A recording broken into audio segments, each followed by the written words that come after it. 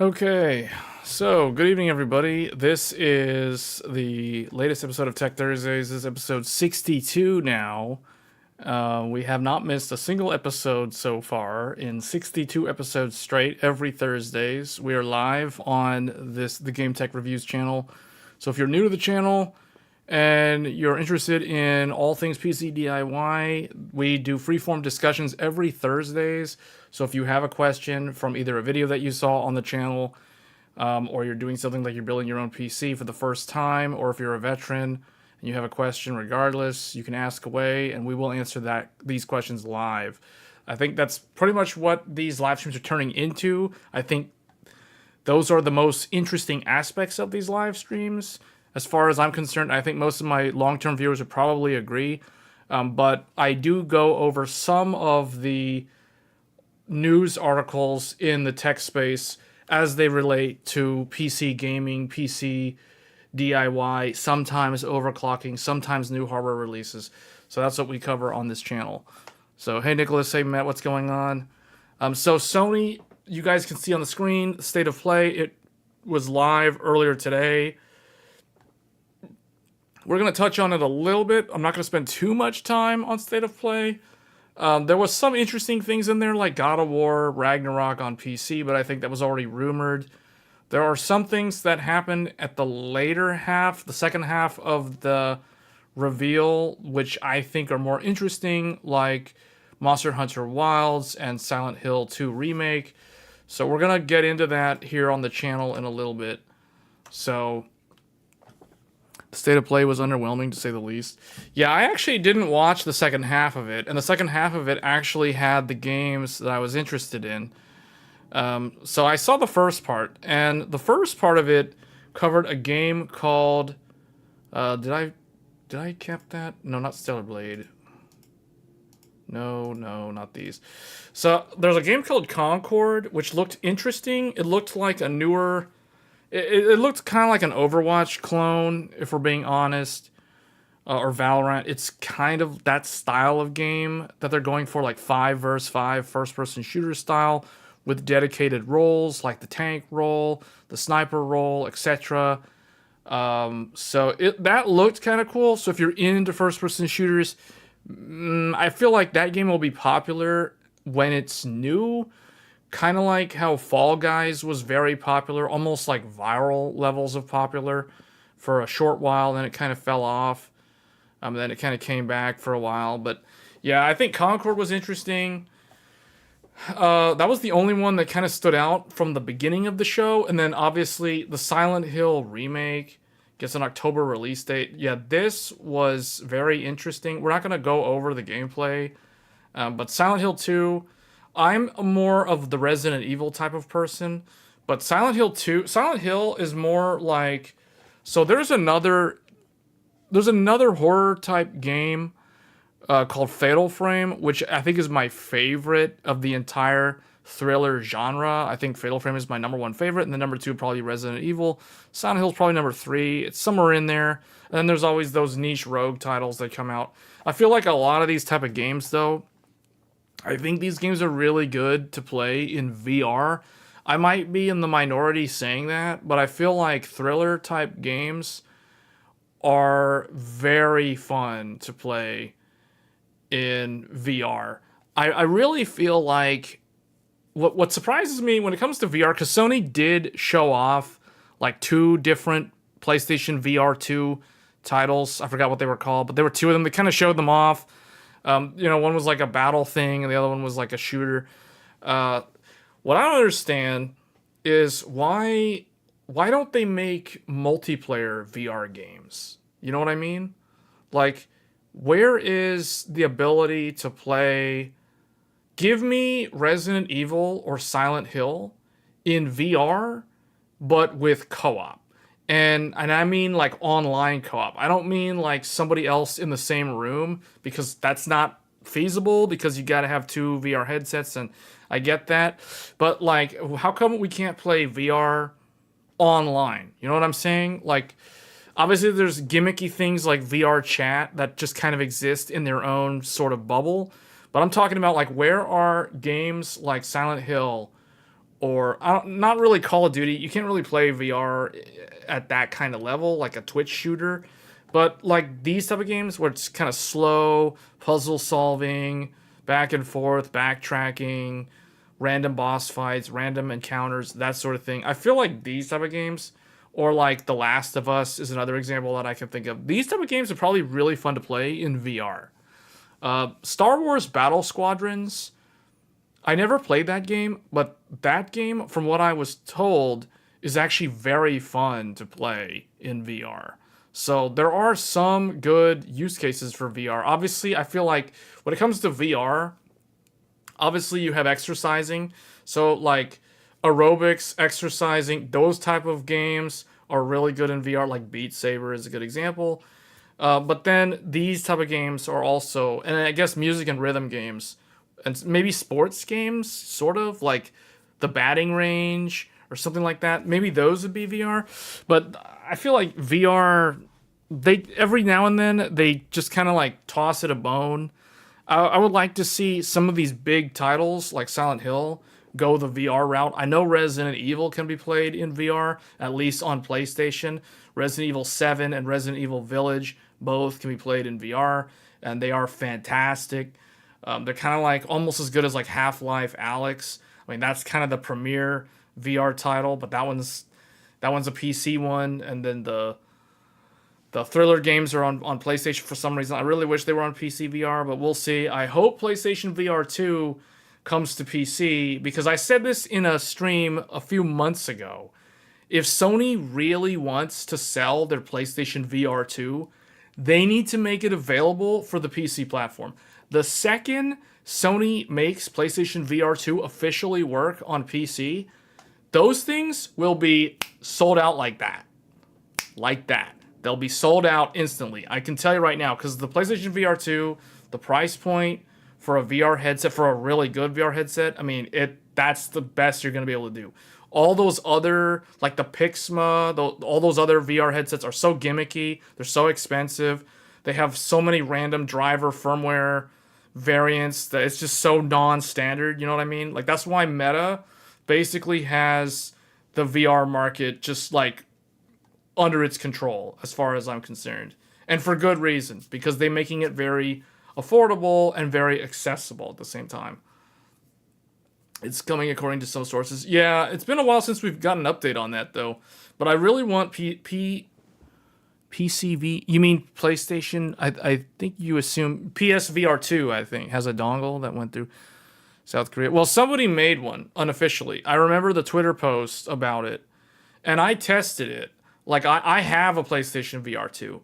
And the PlayStation VR 2, I plugged it into a Radeon 7900 XTX, because the Radeon reference cards, the RDNA 2 and the RDNA 3 reference cards, not all of them, but the higher end ones, they have USB-C that features DisplayPort Alt mode.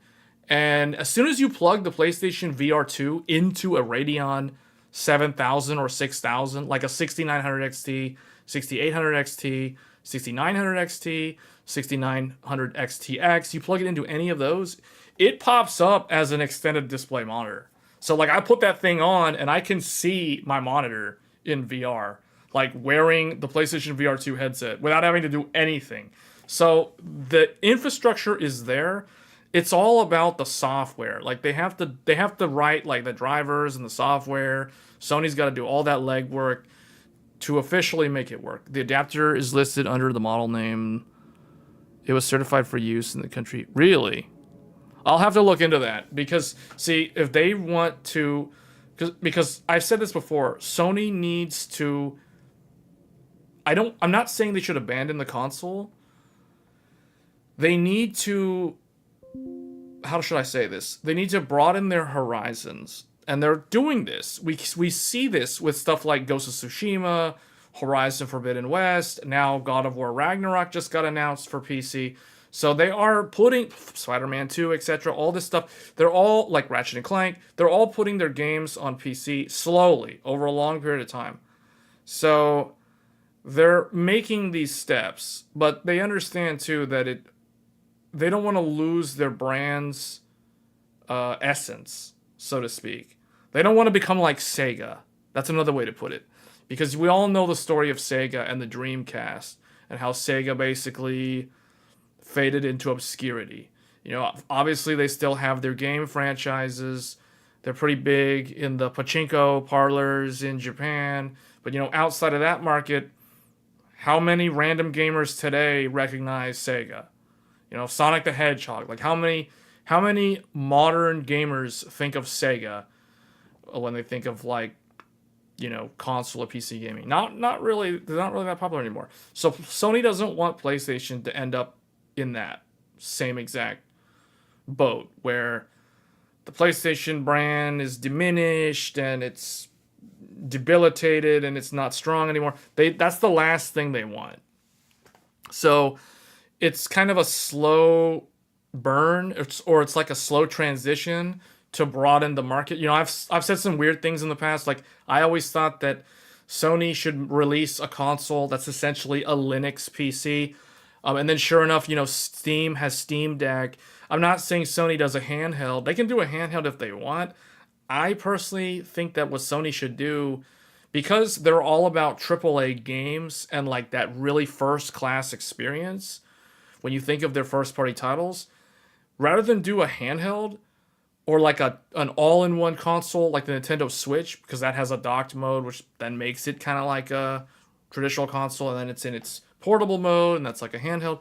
So rather than doing that, because I think that creates a lot of system complexity that is not really, it's not feasible from a monetary standpoint if they want to hit certain performance targets in terms of visual quality and support things like ray tracing and all that kind of stuff.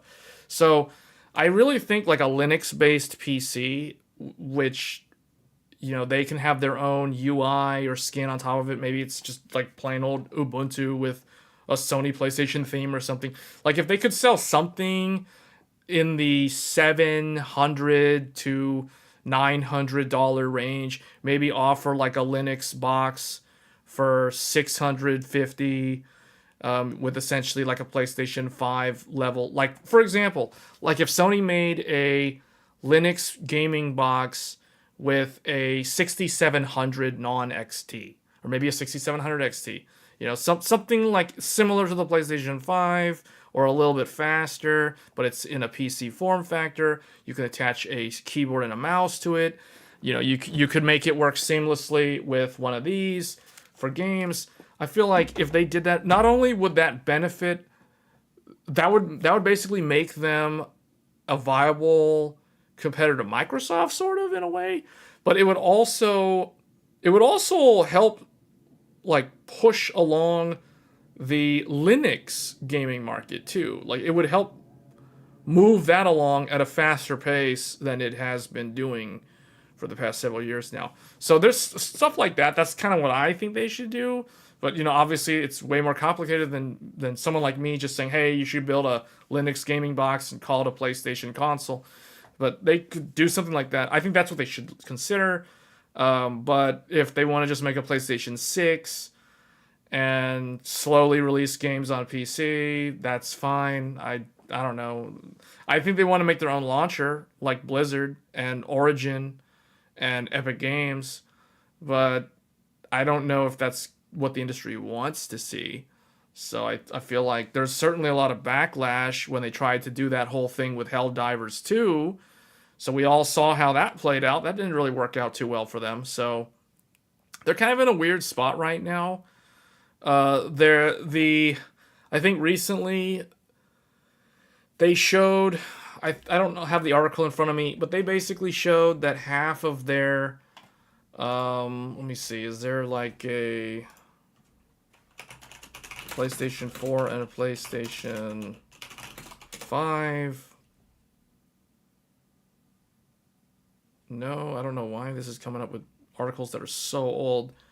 But basically, there was an article that I saw. I don't know where it is. What's with this thing with Jensen? Calls Taiwan one of the most important countries amidst his visit to local streets. Okay, yeah, we'll talk about Jensen in a little bit. We got a lot to say about Nvidia later on in the stream. Yeah, we got a lot to talk about Nvidia. But not to get sidetracked, half of the PlayStation gamers are on PlayStation 4, and the other half are on PlayStation 5. But the majority of the gameplay hours that they're seeing from their telemetry data is that most of the gaming is happening on the PlayStation 5. So in terms of migrating from the previous platform to the current platform, I think it's okay. Like, I don't really see any problems there. But I just feel like the future of their brand could be in trouble in the next few years if they don't figure out the next transition for them, platform-wise. Sony has no incentive to do that. Controlling the ecosystem is much better. Even Steam hasn't released this. You'd rather Sony just release their games on Windows quicker, a week or two after the main console release? No, well, see, I'm not saying that they don't do that. I'm saying that instead of creating a PlayStation 6, they should create a PlayStation, like a PlayStation PC, is what I'm saying. Should be the next console. Like, rather than do the traditional console, like, because we all know Microsoft, we've talked about Microsoft's strategy. Microsoft wants to move away from the brick and mortar console space. They want Xbox to be a gaming platform, like an ecosystem.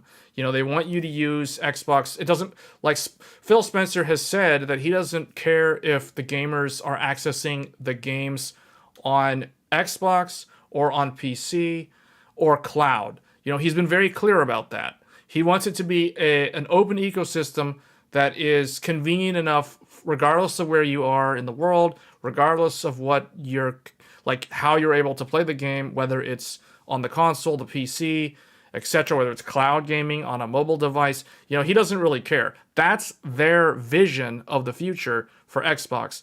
Sony is still, so the way I see it today, Sony is still eventually going to become the sole remaining player in the AAA high-end console gaming experience. Because we all know Nintendo's not there. Nintendo doesn't care about the high-end premier console experience. They have their own little world. Nintendo is kind of like Apple. They're off in their own little world. They have their closed little garden. They have their own little hardware, and that's it. And they've got their Nintendo platform handheld / hybrid console thing, and that's it. And they've got their first-person IP. They got Mario. They got Zelda. You know, like they got Smash Brothers, blah blah blah, etc. Captain Falcon, Kirby. They're gonna do their little Nintendo thing, and no one really is gonna bother them, and they're just gonna be happy doing their own thing.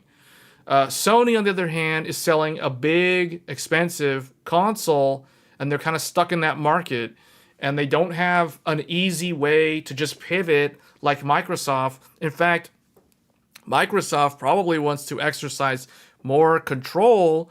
They would like to get more of the revenue, and they would like to, like, kind of kill off Steam, or at least diminish Steam's role in the PC gaming space, because they, like, you know, Steam takes a huge cut whenever a game is sold, right? Like, Valve is taking like 30% margin right there. Can you imagine? Like, if you're a developer and you're going to sell your game on Steam, you're only going to get 70%. So if you charge $60 for your game, $59.99 for the base edition, you know, Steam's going to take like 30% of that. So you're not getting that full amount, and you got to pay your entire staff and everything. So it's like, yeah, the ROI selling on Steam is not that great. Now, the only reason why people do it is because so many gamers use Steam. That's the only reason why they would ever bother to do business with Valve. Like, that's the reality. Like, that's because Steam has very big brand recognition. It goes back to what we were talking about earlier in a few streams before about brand recognition. A lot of gamers on PC, they recognize Steam. Or they're just too narrow-minded to think of alternatives, or they just don't care about alternatives because they don't like to have a bunch of launchers installed on their PC. So they want it to all be convenient in one. And that only further strengthens whichever player in this market has the dominant platform, in this case, Steam. And that's the reason why Steam, like, when gamers are like, oh, I don't like having to open up Blizzard's launcher for WoW, or to play Avatar, I have to open up Ubisoft Connect. You know, like, I don't like Ubisoft Connect. in Blizzard for Diablo 4. And it's, and then if I want to play Monster Hunter World, I got to open up Steam. Like, but if I want to play this one game, like Final Fantasy VII Remake was exclusive on Epic Games for a while. Then it came to Steam eventually. So it's like, most people probably bought it on Epic Games. So it's like you got to open up Epic Games for Fortnite and this and that. And then, and then there's all the games that have their own launchers. Like League of Legends has its own launcher. Final Fantasy XIV has its own launcher. Don't even get started on the gacha games. Genshin Impact, Honkai Star Rail, they all have their own launchers. So it's kind of a mess. Steam is so big. Some people defend their monopoly. I know, it's sad. It is sad that people only use Steam. I hate Steam. Okay, let me rephrase it. I don't hate Steam. Here's the thing. Here's my philosophy. And you guys don't have to follow my philosophy. If a game is available outside of Steam, naturally, I will always prefer the game on its own launcher. I will never use Steam. I'll give you the best example I can give you is Final Fantasy XIV. Final Fantasy XIV is an MMO. Final Fantasy XIV has its own standalone launcher, just like World of Warcraft did all those years ago before Blizzard decided to bundle everything into the Battle.net launcher. So, but you can buy Final Fantasy XIV on Steam and you can play it through Steam. But that creates a lot of headaches because that's a subscription-based MMO. So you gotta you still have to go through Square Enix to register your subscription, and that still goes through Mog Station, those other stuff on the back end. So it's like if you buy it through Steam, it's like, you still gotta go to their website, you still gotta use all this other stuff that's nothing to do with Steam.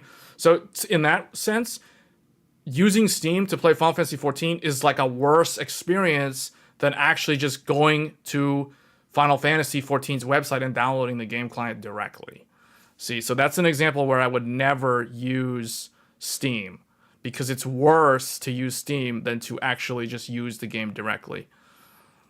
You tend not to play games that require their own launchers. Last was Red Dead Redemption 2.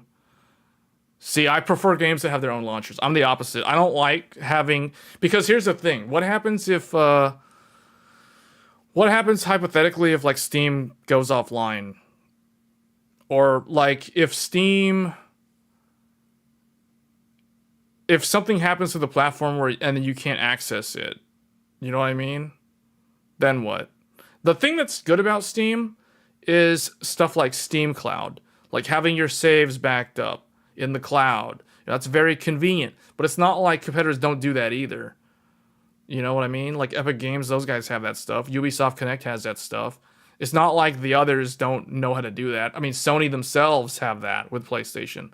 So it's not like Steam's the only one that has that. But Steam was basically the first one to establish themselves with that cloud save stuff. You don't use Steam Cloud that much? Well, that means you don't play on a lot of different computers. Because let me tell you, if I play a game on this computer...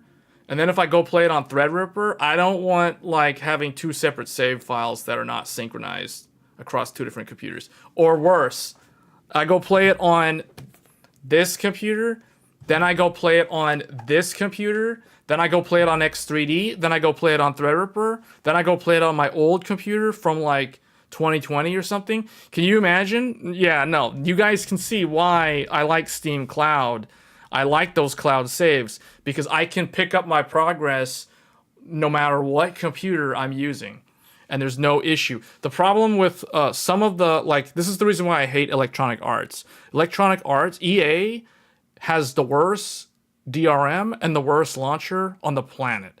It is the most anti-consumer gaming company I have ever dealt with. Because, maybe it's just they don't like people who benchmark games. Because even Steve from Gamers Nexus, he kind of ranted about this too. Because they had to buy multiple copies of a game just because of the DRM. Because they were testing it on so many different computers. The same thing happened to me when I tried to test Wild Hearts last February, I think. Yeah, it was between Hogwarts Legacy and Wolong. Yeah, Wild Hearts. Wild Hearts was stupid. EA was the publisher, so I buy that game off of Steam, and I tested it on this computer. Then I tested it on my other computer, and then I tried to test it on a third computer, and they're like, "Oh, you're not allowed to do this. Apparently, you cannot play for 24 hours." What? So you know what I did? Refund the game. Refund the game. I want my money back. It's like, no, that's stupid. If I can't benchmark the game, I'm like, why did I buy this? So I never managed to finish Wild Hearts because of that.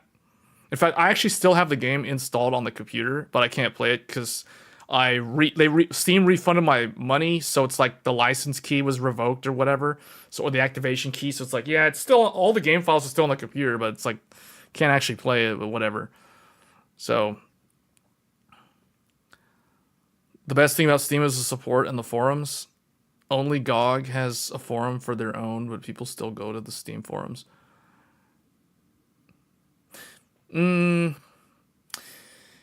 Yeah, maybe, but there's still other things. There's still other websites that you can go to, like Game FAQs is a good alternative to Steam forums. But yeah, you're right though, Marcelo. I would agree that Steam, like whenever there's issues with a game at launch, Steam forums usually has the most up-to-date info and workarounds and stuff like that compared to other places like Game FAQ or GOG or some other places. You like other launchers, Rockstar, Ubisoft, Epic, but when... Yeah, no, I agree with you, Nicholas. Like, if it's... Yeah, I mean, I sound like I'm so anti-Steam, but the reality is no. If the game is on multiple platforms and it's the same price, I'll buy it on Steam out of convenience, just because I know that I get Steam Cloud. I know that I don't have to worry about, like, cloud saves being an issue, because some of those other platforms, it's not always guaranteed. You always have to check, although it's not always guaranteed on Steam, although most of the games that have come out in the last 3 or 4 years have Steam Cloud, but occasionally there's some weird games that don't have Steam Cloud support. Like, this game is kind of old now, but Dark Souls 3, none of the Dark Souls games, Dark Souls 1, 2, and 3, none of them have Steam Cloud. Strangely enough, not a single one, even Dark Souls 3. But that game was 2016, so it's kind of an old game by today's standards, but I was surprised that it doesn't have Steam Cloud. Thankfully, their newer games like Elden Ring do have Steam Cloud. But that's probably a From Software thing, not really a Steam. That's not really Steam's fault. But yeah, I would like to see more competition in that space. Like, a lot of people don't like the idea of having multiple launchers, but I just don't like having Steam have technically a monopoly in the PC space. So I would like to see alternatives, good alternatives. I know that Epic Games is very attractive to the developer's point of view and the publisher's point of view, because they don't take as much margin as Steam. So, like, the thing is, as these competitors to Steam build up their platform and they're able to offer parity with the feature set that Steam offers, then I think it'll be a challenge for Steam to maintain the same revenue share model, because then the publishers can negotiate for a better deal. Like, for example, instead of saying 30% to Steam, 70% to developer, why not 75% to developer, and 20% Steam, something like that. Like, they negotiate a smaller chunk to Steam.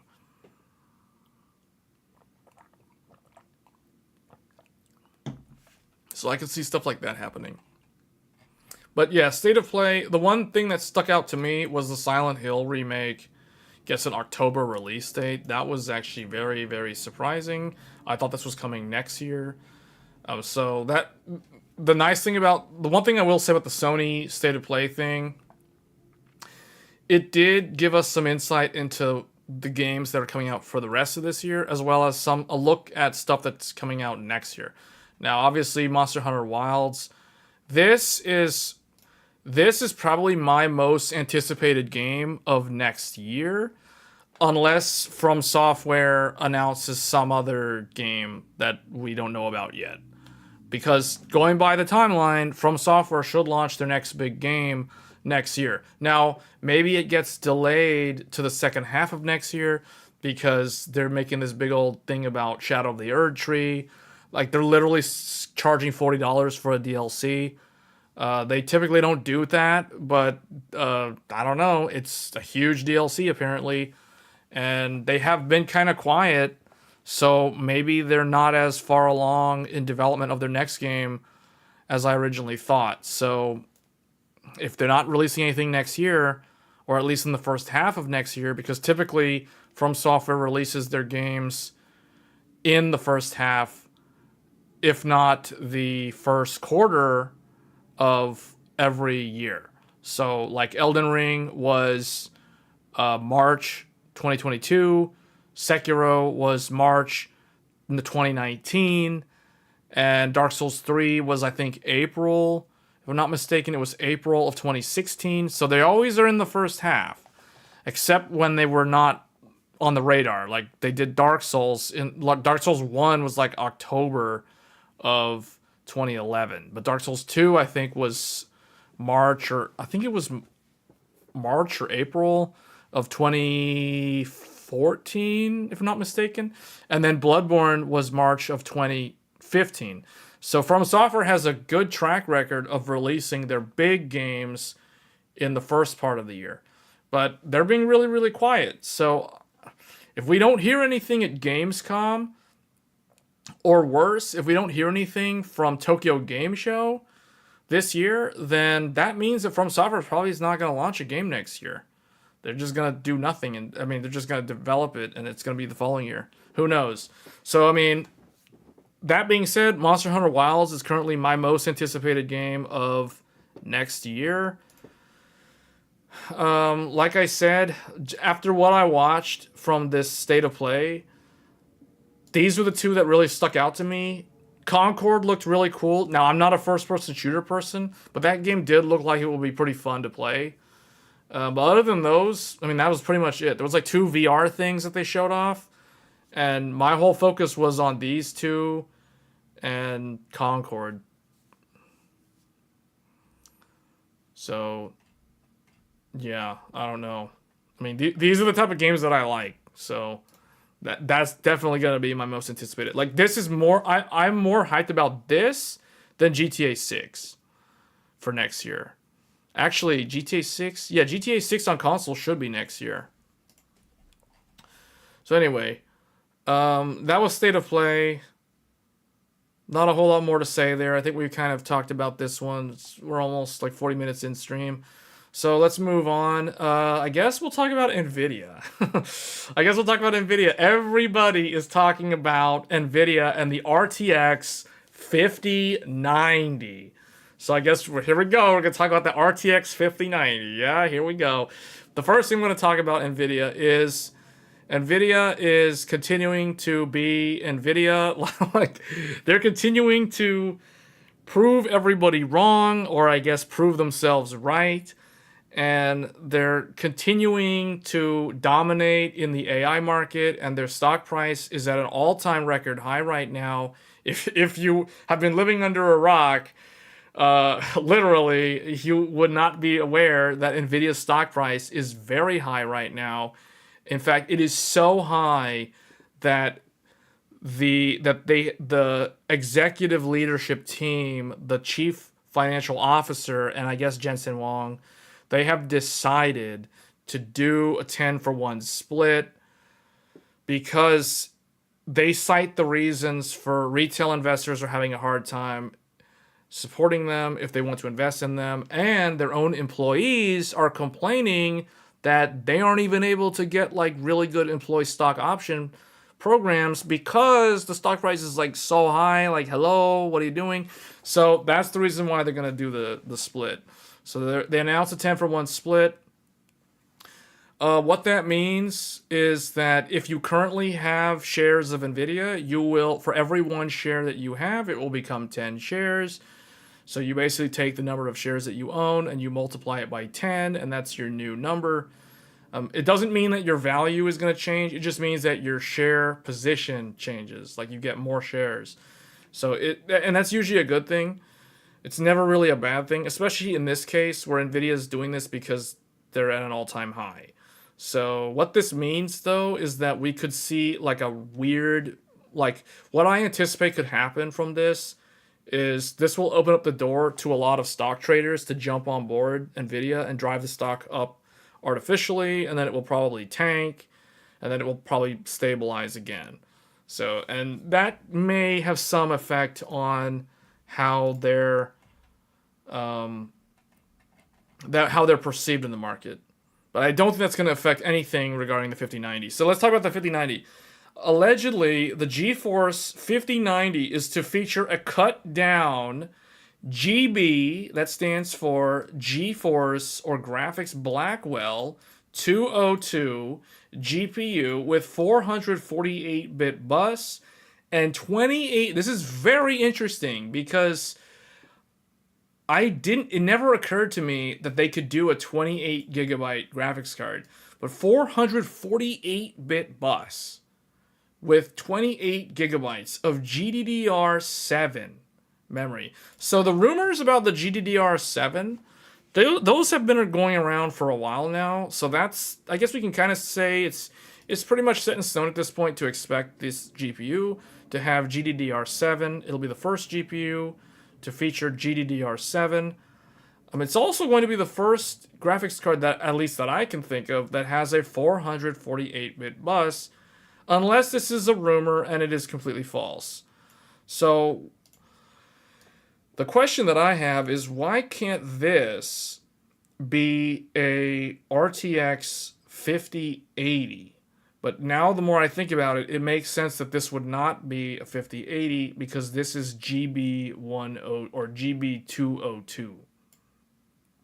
Now, the other thing to keep in mind is that it's 202, not 102. 1 does not equal 2, which means this is not the first generation of Blackwell. This is the second generation of Blackwell.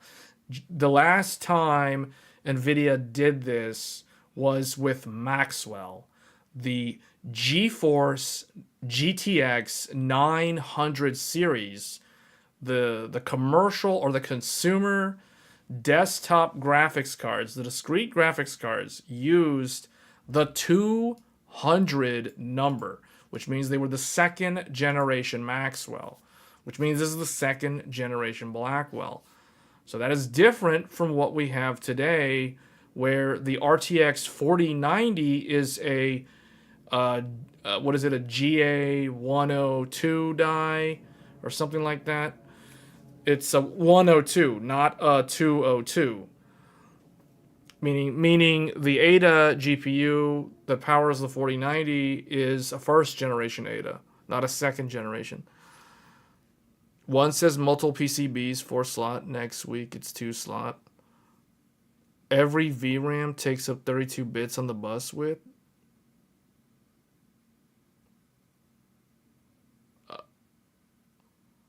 Okay.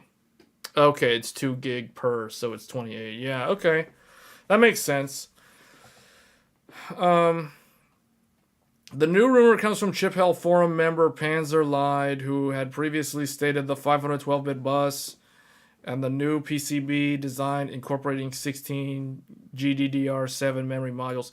So if it's 14 is 28, you add 2 more. That means originally it was supposed to be a 32 gigabyte graphics card, which means this is a cut down GPU. Just like the 4090 is.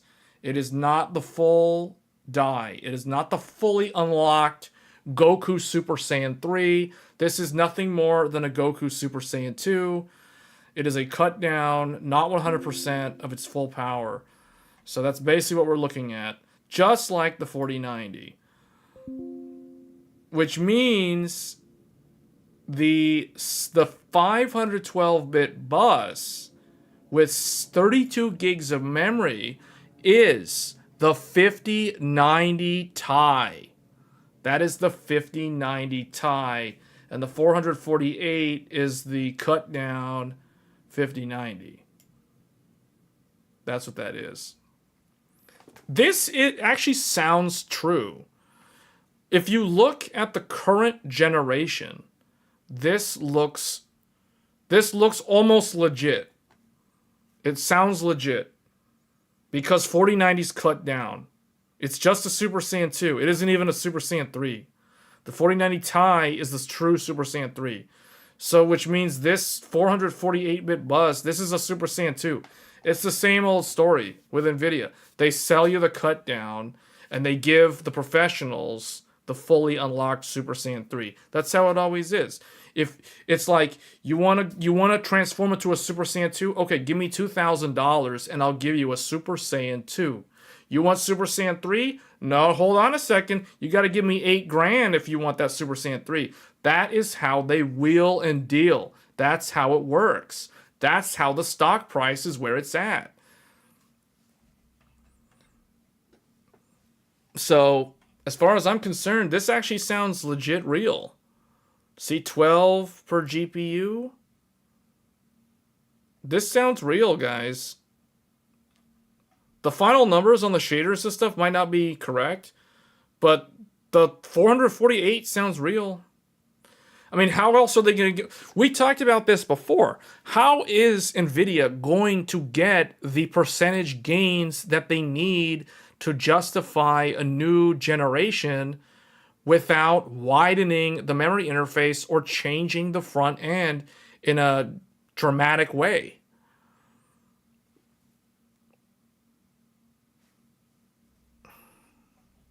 So this is going to be the 5090. It sounds true. It depends on how they're going to name it. They can do their weird shenanigans with the naming. I wouldn't put it past them to name it something weird. They could call this... This could be called a 5090. This could also be called a 5080 Ti. If they wanted, they could do that too. They can't call this the 5090 Ti. If the 512 thing is real, this can't be a 5090 Ti. For real. This is no 5090 Ti. The 5090 will have a 384-bit bus. You mean the 5080? GDDR7 will give a 50% uplift. Okay, then what's this? Is this fake? This makes sense, though. Hold on. Let me see this. The new rumor. Da, da, da, da, da.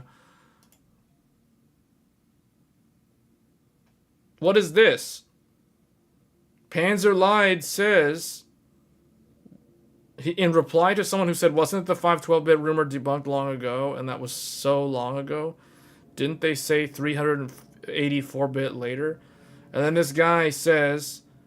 And this is an Nvidia employee, because they have an Nvidia logo and they have a dog. No, this is a legitimate Nvidia employee, guys. Look, it's a dog with an Nvidia logo in the background. This is totally not AI art. This is an Nvidia employee. Look, that's what the employee looks like. It's a dog with a yellow cape and an Nvidia logo painted on the wall in this room. That's Panzer Lied. It is 512-bit, but 5090 is only 448 bits.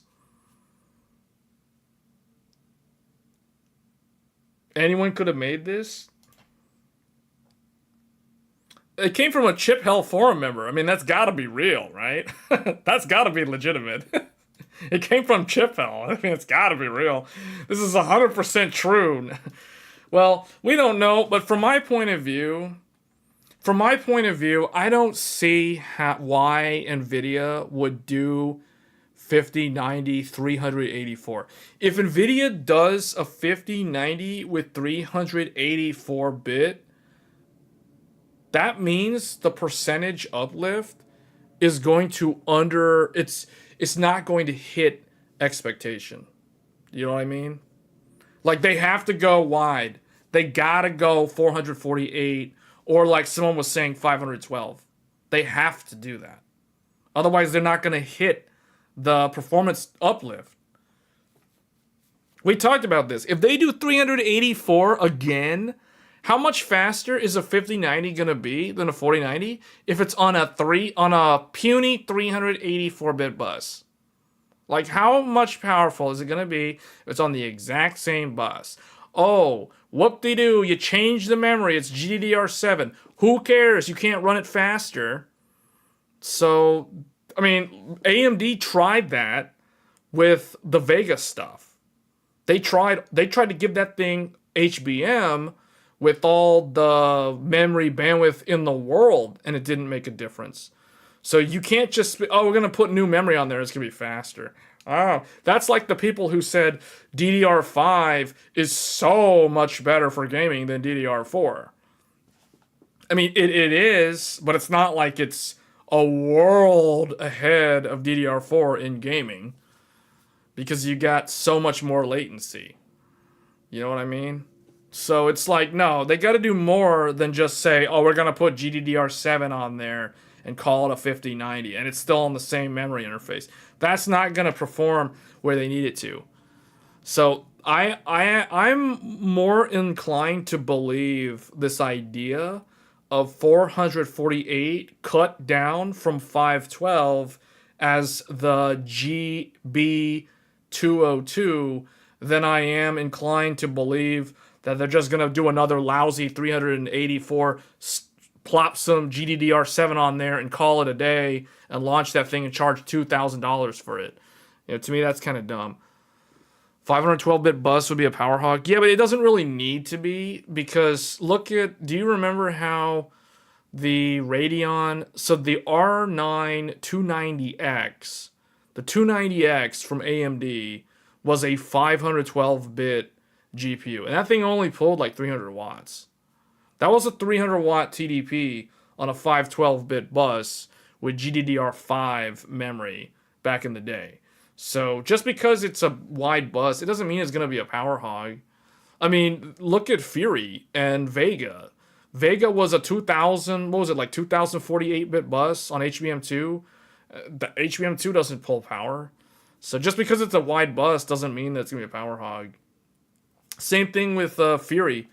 R9 Fury X, that thing was 4096-bit bus with HBM1. So I don't know. I think this has gotta be it. This is the only rumor that I've seen that actually sounds believable. Because the way I think about it is the 32 gig, the 32 gig sounds like the legit TI, the 5090 Ti professional card that you can never buy because it's like a $8,000, $10,000 GPU. Then they're gonna sell this thing for like $2,000 to $2,500. And the thing is, with this bigger memory interface, they can charge more. They can justify the upcharge in the cost too when they sell it like this. HBM2 VRAM bus can't be compared with GDDR. Why? Just because it's closer to the die and it's on an interposer?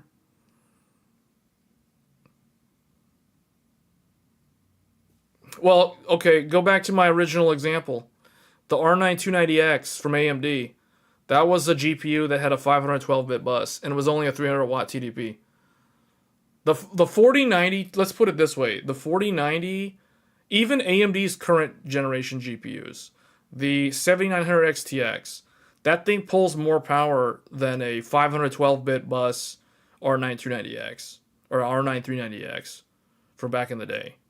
You know, like that thing's like a 355 watt TDP. R9 Fury or R9 290X was a 300 watt TDP or 290 watt TDP with a 512-bit bus. So yeah, it's going to use more power, but I don't think it's going to be a power hog. I don't think it's going to pull that much more. HBM uses... Okay, forget about HBM. Look at R9 290X. Yeah, but the thing is, that's because of all the architectural differences, though. What I'm saying is you can design something to have a 512-bit bus and maintain a certain TDP target. You get what I'm saying? Like, if Nvidia has already, let's put it this way, Nvidia has already demonstrated that they are competent when it comes to designing an energy efficient GPU. Because the way I see it, in terms of energy efficiency, AMD's GPUs are one generation behind Nvidia's GPUs when it comes to efficiency. Like, the meaning RDNA 3 is about as efficient as Ampere in terms of the pure performance per watt. Because they track probably close to 1-to-1. Ampere and RDNA 3 are very similar in energy efficiency. Strangely enough, they're also similar in ray tracing. So it's like AMD's always like a generation behind Nvidia in two different metrics in my mind. They're behind in energy efficiency and they're behind in ray tracing. Those are like the two things that they trail Nvidia by one generation. So you do think the GDDR7 VRAM will draw? See, I mean, yeah. I mean, look at DDR5, right, versus DDR4. So basically, the bottom line is the only reason why I'm spending time on this story is because this is the only rumor that I have seen that actually looks legitimate. And keep in mind that we're getting closer and closer with every month, every week that goes by. We are getting closer to the launch of the next generation NVIDIA graphics cards. So that's the reason why the closer we get, the more legitimate these leaks become. It takes up more space and requires more power to run. Yeah, but the thing is, how is Nvidia going to get the performance uplift from, like, okay, this is the reason why up until now everyone was saying that the difference between a 5090 and a 4090 is not going to be as wide of a gap compared to the 4090 and the 3090. But now, all of a sudden, there's this rumor of the 448-bit bus. This kind of changes some of that. This would change that. This would be this right here is Nvidia's attempt to counter those naysayers saying that the 5090 is not going to be that much faster than the 4090. This is like a direct counter to that argument. To the people that are like, oh, there's no reason to upgrade to the 5090 because it's not going to be that much faster than the 4090. This is basically like a slap in the face from Nvidia to people who are saying that. If this is real. See? So keep that in mind. The professional cards will come later. I feel like the way you get the professional cards, so there'll be a 512-bit professional, and it will probably have 64 gigabytes of VRAM. That makes a lot of sense considering the current flagship has 48 gigabytes of VRAM.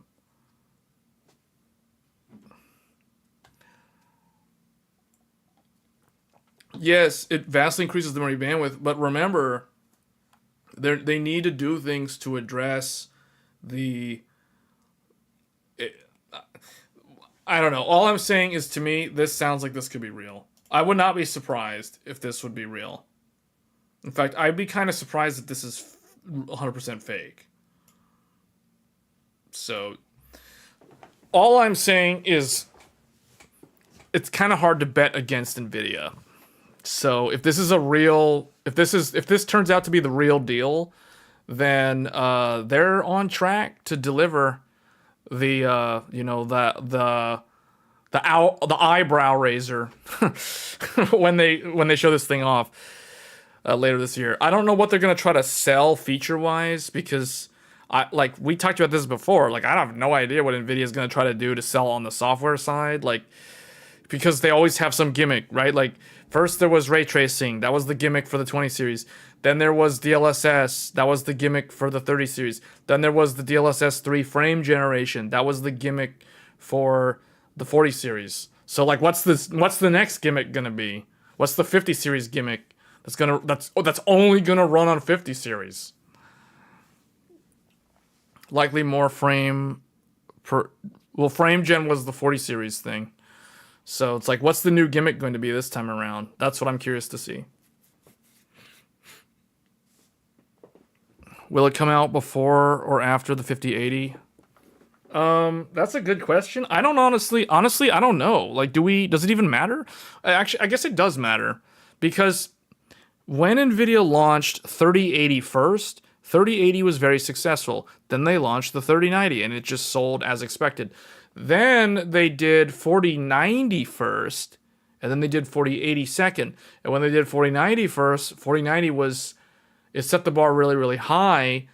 And then 4080 came out and it was just kind of, it was there, like no one really cared. So honestly, I think Nvidia will try to do 5080 first because they were more successful with positioning the 80 class card first than when they tried to do it the other way around. So I would not be surprised if they do 5080 first and 5090 second. Because, guys, think about it like this. And I already know someone's going to say, oh, but the 4080 price was so stupid at $1,200. Yeah, I know someone's going to say that. But the thing is, when they launched 3080 first, it got all the attention. Everybody was paying attention to the 3080. Oh, how I wish so much I could get one. RNG Jesus, please bless me so that I can get one from Best Buy before all the bots can get one. There was a bunch of that stuff going on back in 2020 when the 3080 launched. So you guys remember how it was when the 3080 launched. There was a lot of that stuff. Then we had 3090 at $1,500. And you know what they did? They went and they like flew out. They flew all these like random Twitch streamers that nobody knew. Like, I guess some people knew who they were, but they were like very, I don't know. I didn't know any of these people. They brought all these people in and they showed off 8K gaming. 3090. It's the world's BF GPU. It is a big, ferocious GPU. 8K gaming. 8K this. 8K that. We all know how that was perceived. So it didn't do bad, but it was like, whatever. People didn't really care. So, fast forward to 2022. What did they do? 4090. They did 4090 first. For the all-time low price of $15.99, it's only $100 more than the 3090. Get them now. They're good. So they did that, and you know how they marketed it? Faster than a 3090 Ti. What did Nvidia do? They launched 3090 Ti in March of that year. They launched 3090 Ti in March of the same year that they launched 4090. Do you guys not remember this? 3090 Ti. And they charged $2,000. $19.99 Founders Edition Special. Then, they announced 4090. And they're like, hey guys, this is the real deal. Guess what? It's cheaper than the 3090 Ti. And it's faster. And it uses less electricity. It's the best thing ever. And it has 24 gigs of VRAM, just like the 3090 Ti. But it's quieter, and it's better, and it's more efficient, and it's faster. Oh, and it can do frame gen. That was the gimmick. That was so successful. So successful. Then they did 4080. And no one cared. So I rest my case. That is the reason why they're probably going to do 5080 first, because they want people to buy their 5080s, and they don't want it to be like 4080, where it's like, oh, it's there, it exists. I'm just going to wait. I'm going to wait until I can get a 4090. I'm just going to wait until I get a 4090. There were so many people with that opinion. with that strategy. You know what I mean?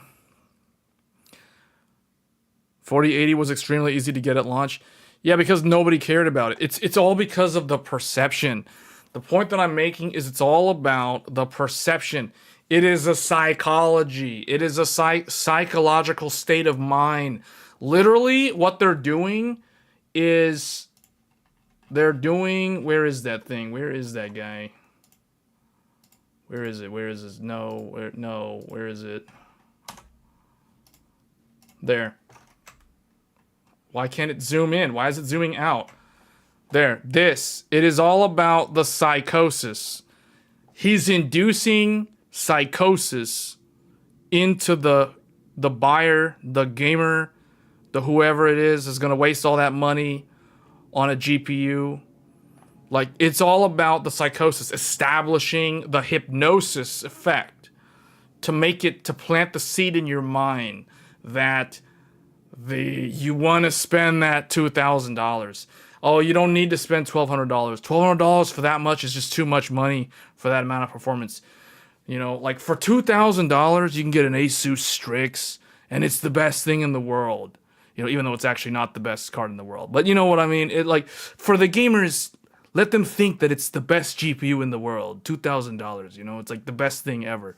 Like, that's what it is. It's a state of mind. It's basically a hypnosis effect. He's doing the pendulum thing. Where's the pendulum? I don't even have a pendulum. Here. He's hypnotizing the people, you know, like, buy our green GPU, even though this is not a green GPU. Buy our GPU, you know. But no, you guys get what I'm saying. Like, he's doing the hypnosis effect. So, that's what it's all about. So I have a feeling that they're going to do 5080 first, because they don't want people to just straight up ignore the 5080 and it not be as successful as it could have been if they go the other way around. So yeah, I think they're going to do the 30 series style launch this time. They're going to do 5080 first, then a month later they're going to do 5090. The 4090... What? Okay. So that's the reason why. So I guess to sum things up, that is the reason why the RTX 5090 needs to have a 448-bit bus and 28 gigabytes of GDDR7 memory. It needs to have this because it needs to continue to carry the torch as being a 4K GPU. This is a 4K GPU. Just like the 4090 is a 4K GPU. Now, Nvidia will want you to think that it's a 8K GPU. They're going to be doing the whole hypnosis. It's an 8K GPU. Repeat after me. The 4090 is an 8K GPU. That's what they're doing all the time. But that's not true. We all know that's fake. That's fake news. It's a 4K GPU, not an 8K GPU. But for the 5090 to carry the torch as the next 4K GPU successor, is going to need to have beefier specs than the 4090 to do that. Okay, so that covers 4K GPU launches. If Nvidia keeps increasing the price, you'll just end up going down. You'll just end up going down the stack. Well, and there's nothing wrong with doing that because most people do that anyway. I mean, most people will do that regardless. Like, remember, we talked about the 3-year, 5-year, 7-year life cycle. We don't need to talk about that again. But in fact, I need to find that live stream. I need to clip that and turn that into its own video, because I feel like 3-year, 5-year, 7-year life cycle is something that nobody really talks about when it comes to hardware upgrades, and I think that's a really good discussion in and of itself. So this is most likely going to be the RTX 5090. I would not be surprised in the slightest if it actually is a 448-bit with 28 gigs of GDDR7. So this is the most believable rumor that I have seen so far. Everything else that I've seen up until now is kind of fake. So, all right, let's move on. NVIDIA CEO calls Taiwan one of the most important countries. Oh, you think he's just now saying that out loud? amid his visit to the local streets. So, okay, somebody was saying this, that every time he goes to Taiwan, there's like all this security and there's all these people following around. And it wasn't always like that. It used to be like he could go down to the fish market or whatever and he would just be walking around normally. But now it's like he's constantly hounded by all these reporters, all these people in the background constantly taking pictures of him on their smartphone. So Nvidia reiterates the importance of Taiwan for them as the firm looks to invest massively in new R&D facilities.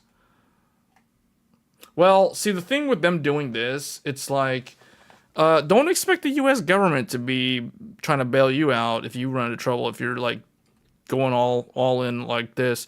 Because I wonder about Intel. Like, Intel is basically propped up artificially by the U.S. government with tax dollars, which I think is kind of unfair to other competitors like Nvidia. But obviously, Nvidia doesn't need the help. But if Intel is going to go down this route as well, which it seems like they're doing it with their whole chiplet tile-based stuff, I wonder if that's going to continue, if that's going to allow them to continue to get all that government aid.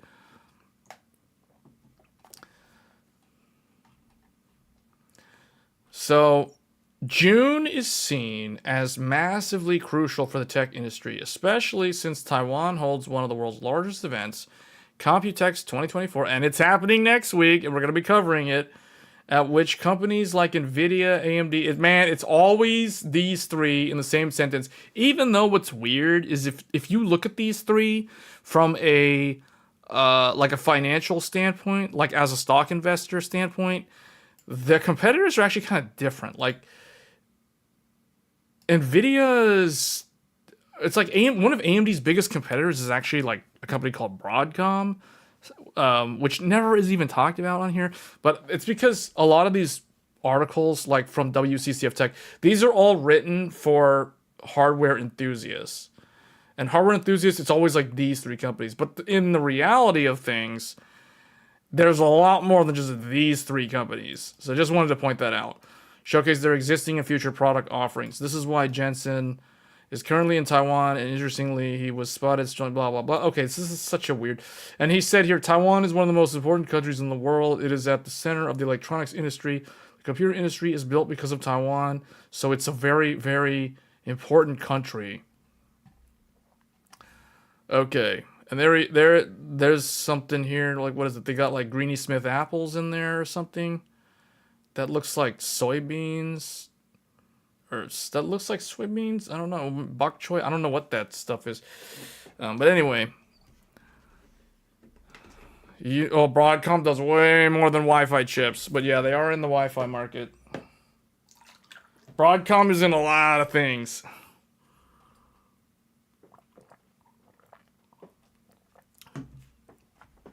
Okay, I wasn't expecting to talk about this article. So, what is this? Oh, Stellar. Oh, this is piggybacking off of the PlayStation announcement thing. So, Stellar Blade and Helldivers 2 dominate, and Sea of Thieves returns to the top 5 in April. So, here, April's top 20. And where are they getting this data from? I don't know where they're getting these numbers from. But anyway, Stellar Blade, Helldivers 2, Call of Duty Modern Warfare 3, Sea of Thieves, Fallout 4. Sea of Thieves is still that popular? Fallout 4 is still that popular? MLB The Show 24, Dragon's Dogma 2, Fallout 76, Hogwarts Legacy. Hogwarts Legacy is still that popular? EA Sports, Rise of the Ronin. Rise of the Ronin? What? Grounded, Minecraft, Madden, Princess Peach, Showtime, Rainbow Six, Tekken 8, Mario Kart 8, Elden Ring. I guess that's because there's a bunch of people that never bought it and they're buying it now because of Shadow of the Erdtree coming soon. Spider-Man 2. Okay. Oh, from the show. Yeah. Okay. But really, the thing is, how often does a TV series make you want to play the game if you never played the game. You know, I feel like most people that watch shows that are adaptations from a video game don't often go back and play the video game, or they don't feel like playing the video game. So, but yeah, that's weird. I mean, okay, that's interesting. Fallout 4. What else I want to talk about? Okay, this is 2024 begins with decreased CPU and GPU shipments. AMD faces double-digit decline. This isn't really alarming because we already know that there's a lot of reasons for this. One is the buying cycle is kind of slow right now because there's new hardware on the horizon.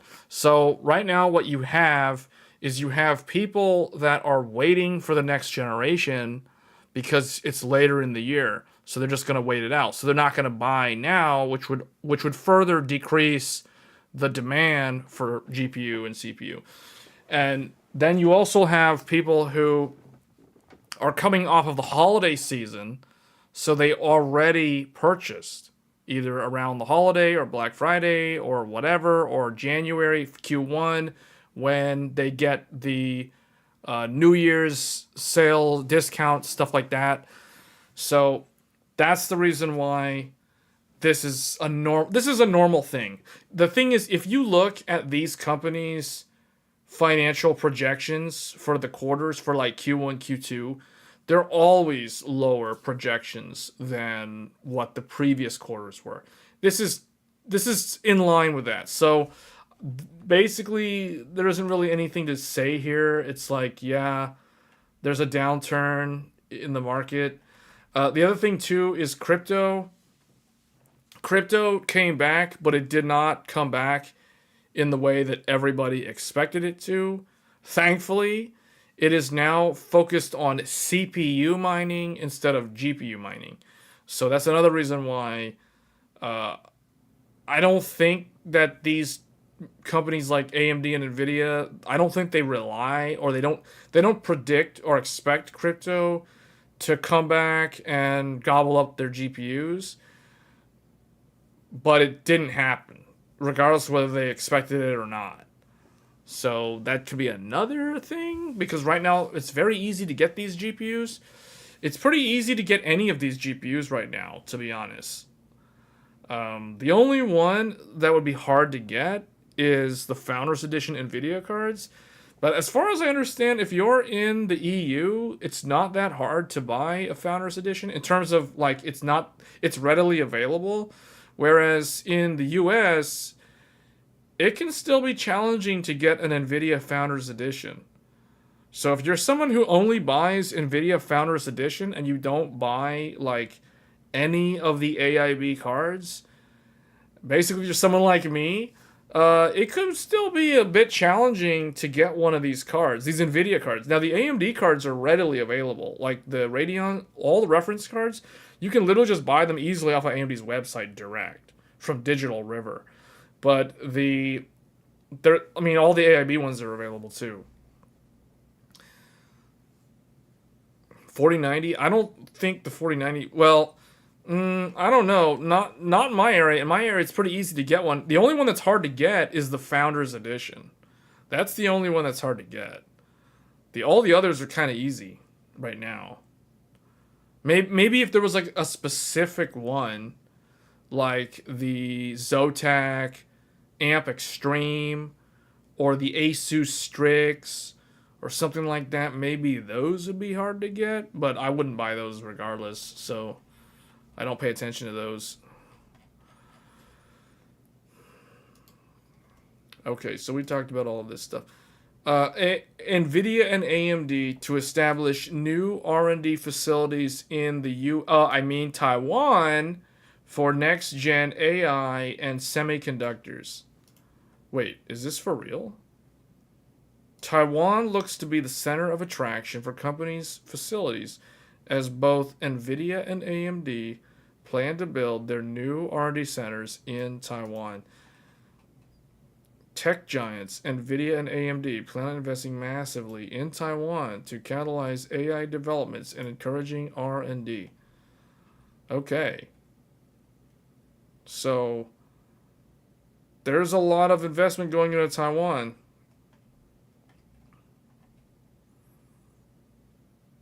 AMD CEO Lisa Su plans on visiting Taiwan next week. We're not okay. Well, everybody's going to be there. Literally everybody's going to be there. Right now, hold on. What day is it? Okay. So right now, all the big YouTube tech tuber channels, right now, these guys, Steve Burke, I don't know about Linus Sebastian. I don't know if he's going personally. Maybe like maybe he might send some of his staff over there. But like literally right now, Paul from Paul's Hardware, Steve from the Gamers Nexus, all Tech Potato, all these dudes, all of them, I'll tell you right now, what's happening right now as we speak, they're probably getting on airplanes or they're at the airports right now. And they're going to do their layover, flying over to Taiwan. Everybody's going to Taiwan. Right now, what's going on is Lisa Su, Steve Burke, Jensen, well, all these people, they're like all on the planes right now. Or they're all sitting around in the airport singing Kumbaya, waiting for the airplanes. And they're going to get on the planes and they're going to fly to the Holy Land. Like everybody's going to Taiwan. Taiwan is the mecca of technology. So if you are a hardware enthusiast, you know what I'm talking about. Next week is our week. Next week is literally our week of the year. It is the week to pay attention to technology because it is happening. The show must go on. If you're new to technology, if you're like new into building a PC, regardless of what the purpose is, whether it's gaming, content creation, you're just going to run like 100 VMs or whatever on a 96 core Threadripper or whatever you want to do, 1 terabyte of memory just to play Counter-Strike or League of Legends or Genshin Impact, and you're going to use multiple 4090s for that. So it's like, yeah, if you're doing any of this kind of stuff, this is the show. Like next week is the time to be alive and pay attention and tune in to the technology because everybody, as we speak, is getting on an airplane or sitting in an airport waiting to get on a plane and fly and watch like 4 back-to-back movies in a row as they sit on that plane in the dark, flying across that deep blue Pacific Ocean. If you're flying from America, you're flying across the Pacific Ocean in the dark ocean waters. And if you're flying from the European Union, then you're probably flying across to Africa and all this stuff, past India, and then over there, bam, into the Taiwan. So, and China, blah, blah, blah. So, if you're flying from Australia, I mean, you guys got an easy flight. You literally just fly up north. If you're flying from Japan, it's fast. You fly from Japan, Taiwan, you guys have it the easiest. You literally just fly. I think the flight from Japan, I think Tokyo to Taipei is like, I want to say it's like 2 to 3 hours. It's really not that far. So yeah, like Okinawa is actually like very close to Taiwan. So they got it lucky, man. South Korea, it's easy to go to Taiwan. Yeah. Here's the thing, like if I ever became a larger YouTube channel, that's like the first thing I would want to do. The first thing I would want to do if I was a larger YouTube channel, or if I could get a sponsor, like if Asus or somebody, whoever it is, if they wanted to sponsor me to go to Taiwan and experience Computex, man, I would be live streaming from the hotel room. I'd be like walking around, taking all these random videos and stuff. I'd be doing those street like live streams, walking through the thing with the selfie stick. Like we'd be just doing that, like, and just going up to JJ at Asus and asking about like the Pro Art case and all this stuff. So yeah, I mean that would be like the dream. That would be the dream to be able to do that sort of thing. But if you're someone who is enthusiastic about technology, next week is the week, starting on I think Sunday. Sunday, because remember, they're a whole day ahead of us. So in Taiwan, when it's Monday, it's like Sunday in America and Canada and South America. So, Nvidia, this guy right here, this dude, did I close out that thing about him in the street? Anyway, he is going to be talking, I think, on Sunday. And then Lisa Sue's going to do the one, I think, on Monday. So I don't know what they're going to talk about. Like, I have a feeling there's going to be a lot of AI nonsense. Like, I wouldn't be surprised if there's a bunch of AI stuff. And I say nonsense sarcastically, obviously. The AI stuff is a big deal. And it's really a game changer in a lot of industries. So there's going to be a lot of emphasis. I don't doubt that there's going to be a lot of discussion on AI, especially from these two. Now, the real wild card is going to be... Where is this guy? Where's Pat? Man, where's he at? Really? Man, where's Intel at? Intel. Here we go. This is the wild card. This is the wild card right now. Because right now, these guys are kind of down and out. But remember, I say never count Intel out. Everybody, recently, a lot of people in the tech space are making fun of Intel. Do not underestimate Intel. Like Team Blue, they got a lot of money. They can come back. And the most volatile out of all three of them is still AMD. AMD, from my point of view, is still the underdog. Like, they're still the underdog. They've gone from like the small and scrappy to... Wendell from Level 1 Tech said it best. He said AMD recently has gone from small and scrappy to industry leader. So they need to act like industry leader. So, but they still have a ways to go when it comes to software ecosystem.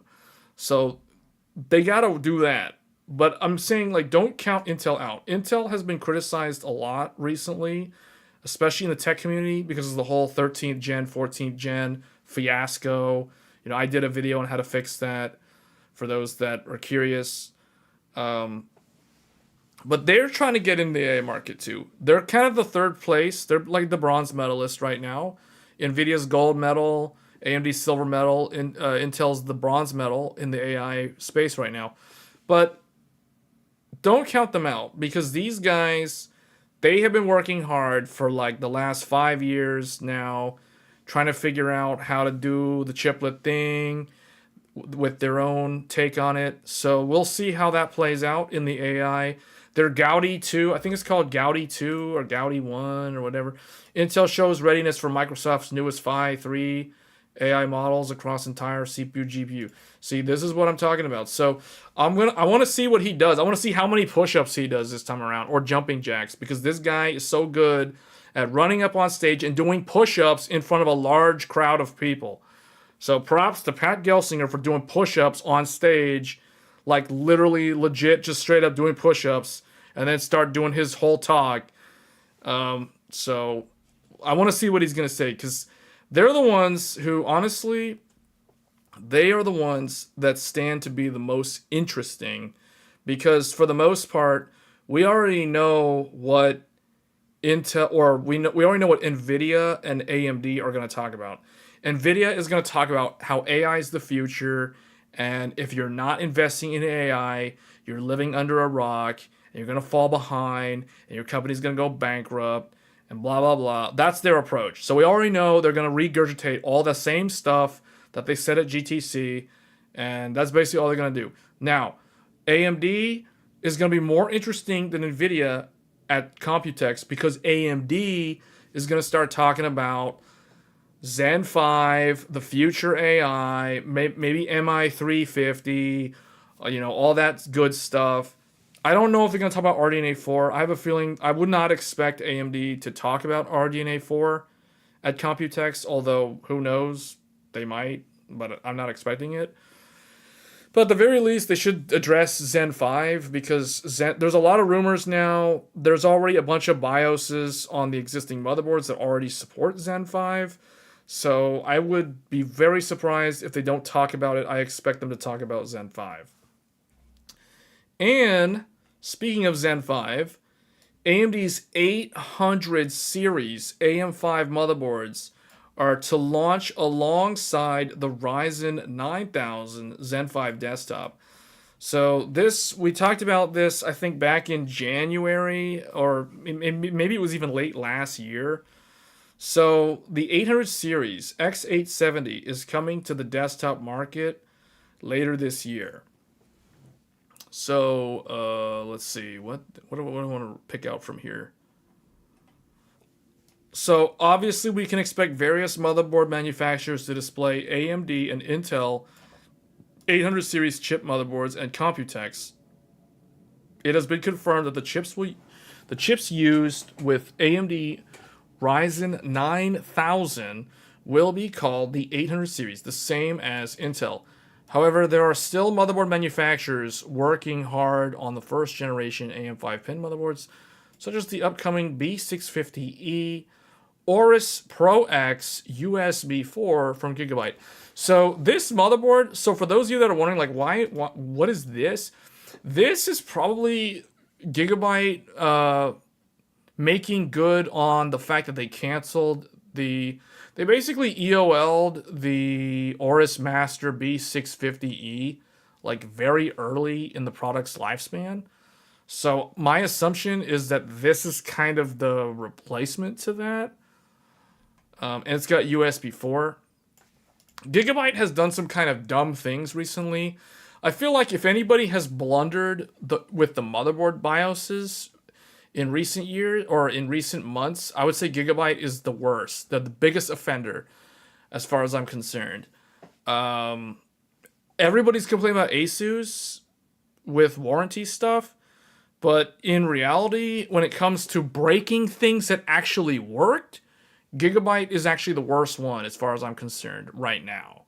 But it depends on what you use the computer for, because maybe somebody who just plays games on their computer will never notice the problems with the Gigabyte motherboard. And specifically, I'm referring to the support for Gigabyte's own USB 4/Thunderbolt 4 add-in cards for their motherboards.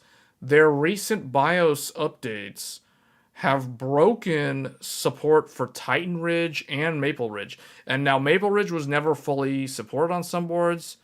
It was only supported on like the newest boards. But Titan Ridge, that one is officially supported. And they broke support. I mean, the thing doesn't even work on the latest BIOS, starting in like F20 and newer. So you have to downgrade all the way back to a BIOS from, I think, October of last year or November for it to actually work again. So that is an example of what can cause somebody to switch motherboard brands from, say, Gigabyte over to somebody else, like ASRock or Asus or MSI. But it could be the same for any of the other ones, too. So, you feel like AI is moving away from GPUs now, that we have alternatives like LPU? What do you mean? Yeah, they're going to be trained on those.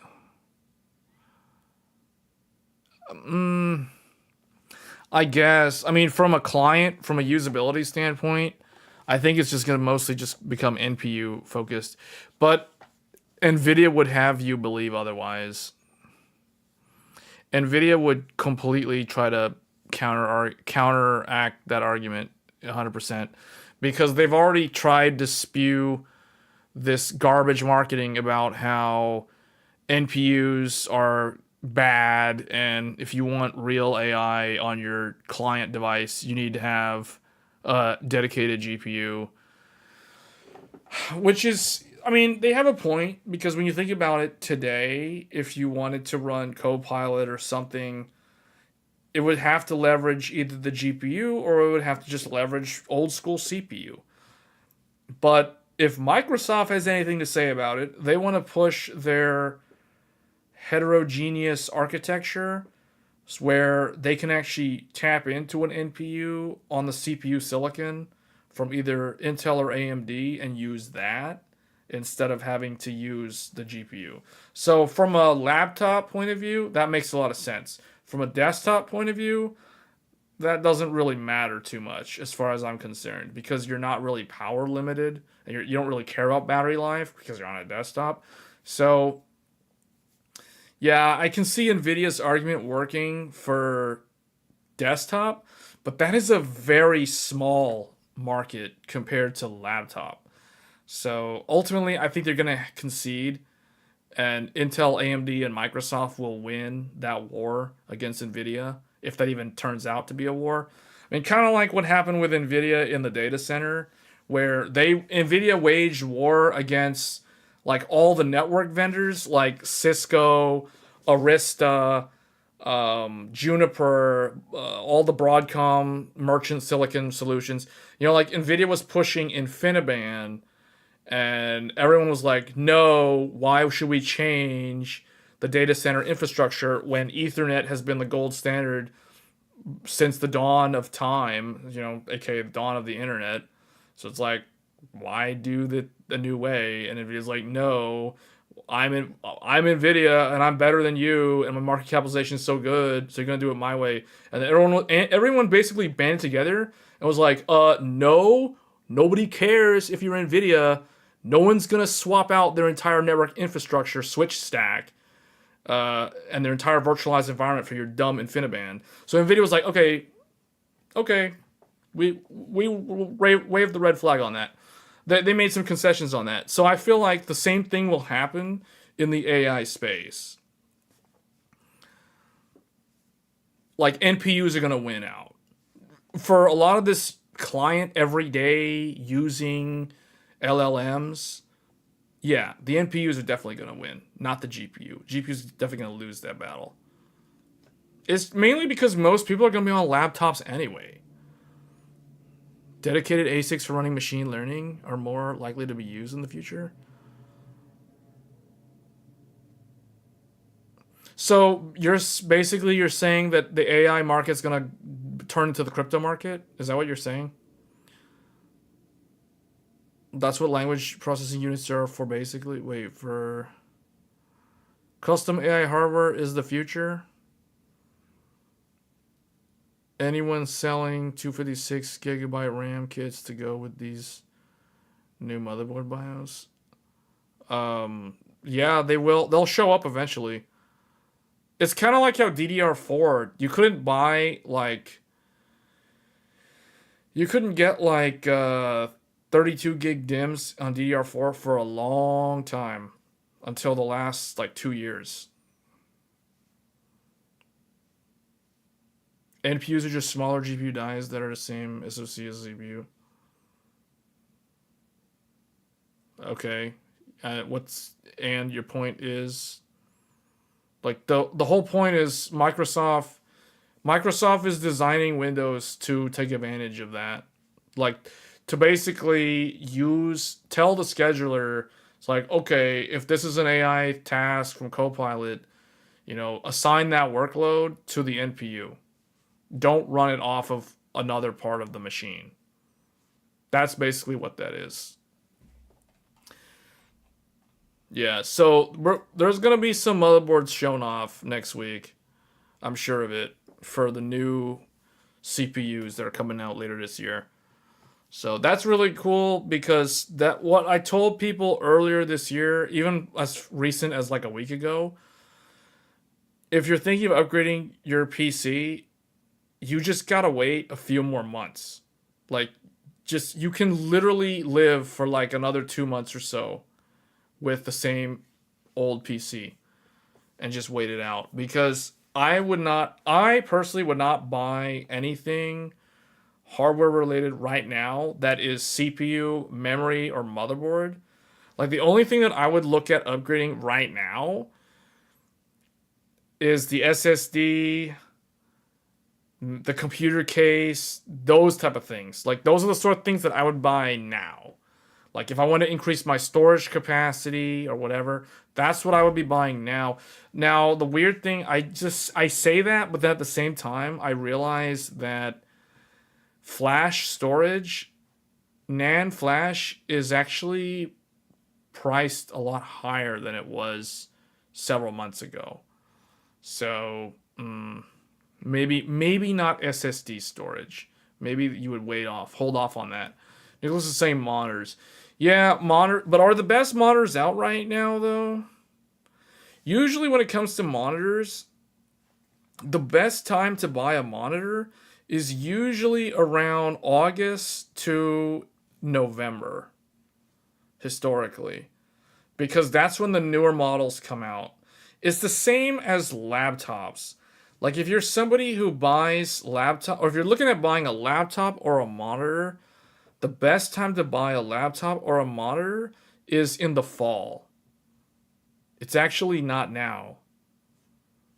When you think about it, because the monitor, the laptop market, for sure, it's better to buy in the fall. Because the previous generation sometimes carries over. And also, you have to remember, when CES happens, they announce new laptops. But those laptops never really go on sale until around now. Like, May is usually the earliest you can get the newer laptops. But they don't really hit volume production, and they don't really smooth out the supply chain for laptops until sometime in Q3, but realistically, if you're looking for a better deal, Q4 is when the discounts show up. So that's the reason why I guess monitors. I'm not too well informed on the monitor market, but I just know that newer laptops, it's better to buy them in the fall, in the second half of the year, not the first half of the year. So that's why when you think about it, Q1, Q2 is kind of a slow period for technology or at least someone who's buying PC parts, because there's not a whole lot of interesting stuff right now. Yeah, and we're not in an off-season year. An off-season year was basically last year. You know what I'm saying? So, off-season year is usually the refresh year for the rest of the GPU stack. 4K 240 hertz is out. Is it? At 27 inches? Well, you got OLED for 350? Wait, what? Oh, yeah. I remember that. That was like an Amazon warehouse or something, right? Like an open box. Buying motherboards for AM5, if you get a good deal, are not a bad option either, since the new motherboards are going to be expensive. Yeah, I don't think the motherboard's going to be that different, though, in the price point. I mean, you're still going to have your B series. You're still going to have your X series. So they're still going to be segmented. But I don't know. I'd probably wait until the newer ones are at least announced. Let's put it this way. Like, I would not want to buy without knowing what the options for the newer motherboards are. Like, if I was upgrading, I would at least want to know what the newer motherboards are, what they offer. You think 27-inch are this summer?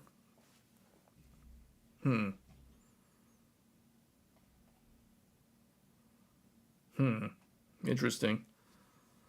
I gotta pay attention to that because I hear so much about OLED that I'm kind of curious to try out OLED, but like I said this before, it has to be 4K, it has to be high refresh, and it has to be 27 inches. If it can't hit those three metrics, then I'm not even going to consider it. I'm not going to consider upgrading from what I already have. But yeah, if someone's upgrading their PC this year, you would want to do your due diligence and research what all the options are. So at least see what the new motherboards offer, because like Matt was saying, you can get a better deal. You can save money on the motherboard by buying a a previous generation motherboard, like an X600 series or a B650, and pair that up with a Zen 5, and it'll work fine. But yeah, that's probably what I would do.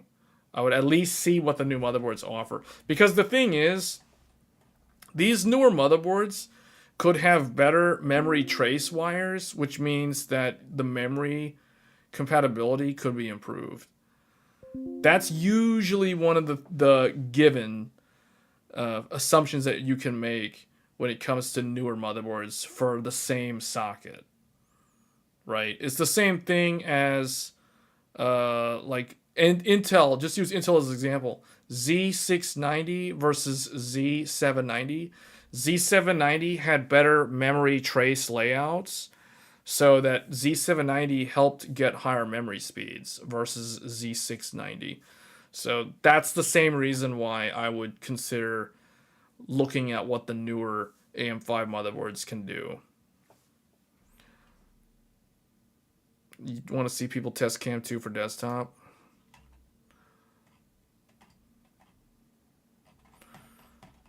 But anyway. Yeah, so that's going to be next week. Yeah, you know what I really want to see, though? The thing that I really, really want to see is Intel's Battlemage. Like, for real, the most interesting thing that could show up at Computex next week is Intel's Battlemage graphics card. Like, that is the thing. Even if it's only as fast as an RTX 4070, I don't care. I just want to see it because it's cool. It's different. It's so different from the norm.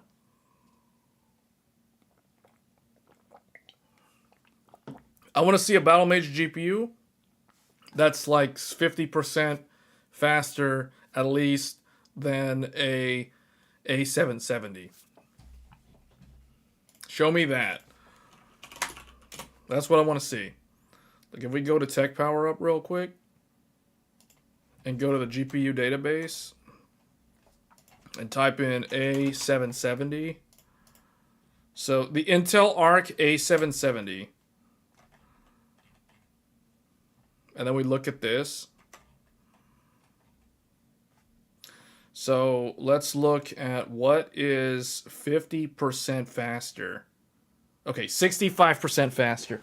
The RTX 4070 and the 6800 XT. The 6800 XT is 70% faster than an A770.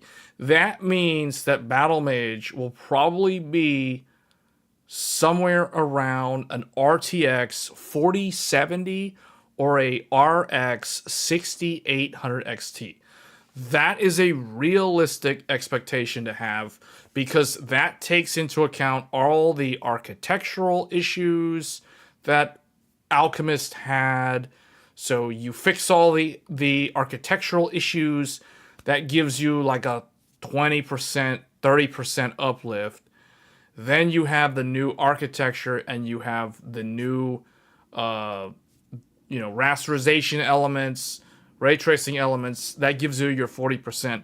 So you're looking at about 70% total uplift from A770 to the new Battlemage. So, it's going to be like a 6800 XT. So it's like, it's not the latest and greatest in terms of speed.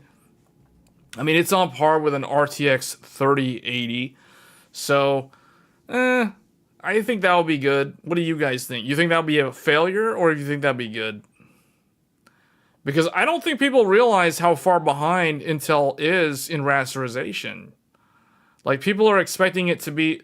Like, I think someone said the last time we talked about this, the last time we talked about Battlemage, someone was like, oh, it needs to be as fast as a 6900 XT. I mean, that's 83% faster, guys. Like, who does that? Who does that? Unless Battlemage has an entirely different class of GPU.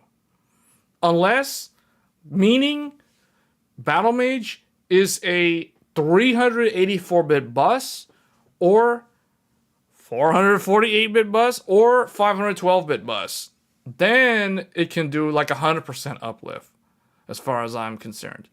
But if it's going to be like a 256, if it's a 256-bit bus, now realistically, it's going to be like a 3080 at best. You know what I'm saying? It's got to be like a 3080, 6800 XT, 4070, somewhere in there. At absolute best, maybe a 7800 XT. Like, that's going to be the card that everyone's going to compare it to, most likely. That and the 4070, or maybe, yeah, but like, I don't think this thing can be, unless it's a completely different class of GPU, I don't think this is going to be faster than those cards. It's going to be in the same ballpark as a 4070 and a 6800 XT. Let's put it this way. It's going to fall somewhere around 4070 to 7800 XT. It's going to be like in that range. You think it would be underwhelming if it was only RTX 3080? It needs to be as fast as the... Well, you're setting yourself up for some disappointment.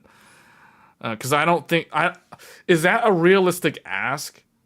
Like, you're okay, if you're saying 3080 Ti, so you're literally asking them to release a GPU that is almost 100% faster than the previous generation. Nvidia has never done that. AMD has never done that. Those two guys have never done that in the last decade. So if those guys can't do that, what makes you think Intel can do that? See, I feel like that's unrealistic. To ask Intel to make a 256-bit bus GPU that's as fast as a 3080 Ti, like, to me, that doesn't seem fair. That's kind of wrong. Yeah, that low-hanging fruit that you're talking about, that's like, at best, that's like 20 to 30% uplift right there. Then you add 40% for the generational uplift, and then you arrive at the 6800 XT. Zen 5 engineering sample, 19% faster over Zen 4 leak. Already seen. Oh, yeah. Did we talk about that, guys? I think we just talked about the Zen 5 motherboards. I think we talked about that last week, didn't we? The Zen 5 stuff.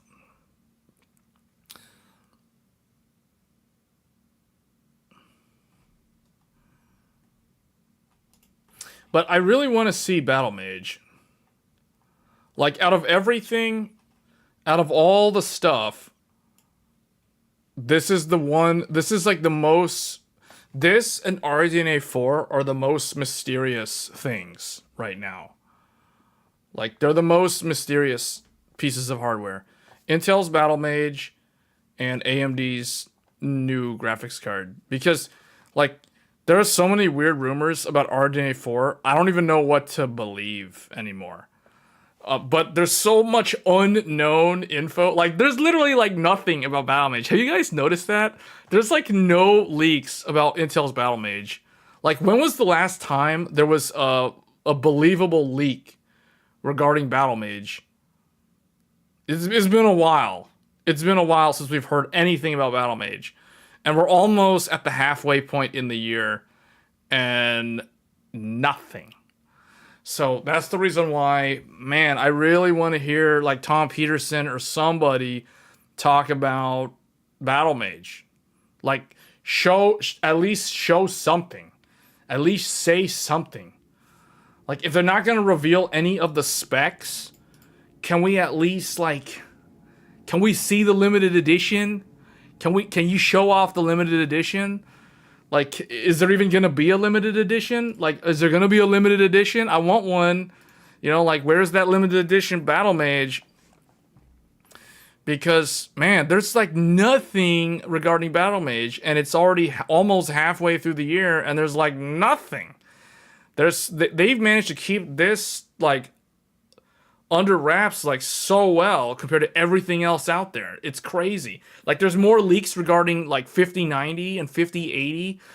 Meanwhile, and there's, like, all this weird stuff about RDNA 4. Well, RDNA 4 is, like, mid-range only, and it's gonna be a reset.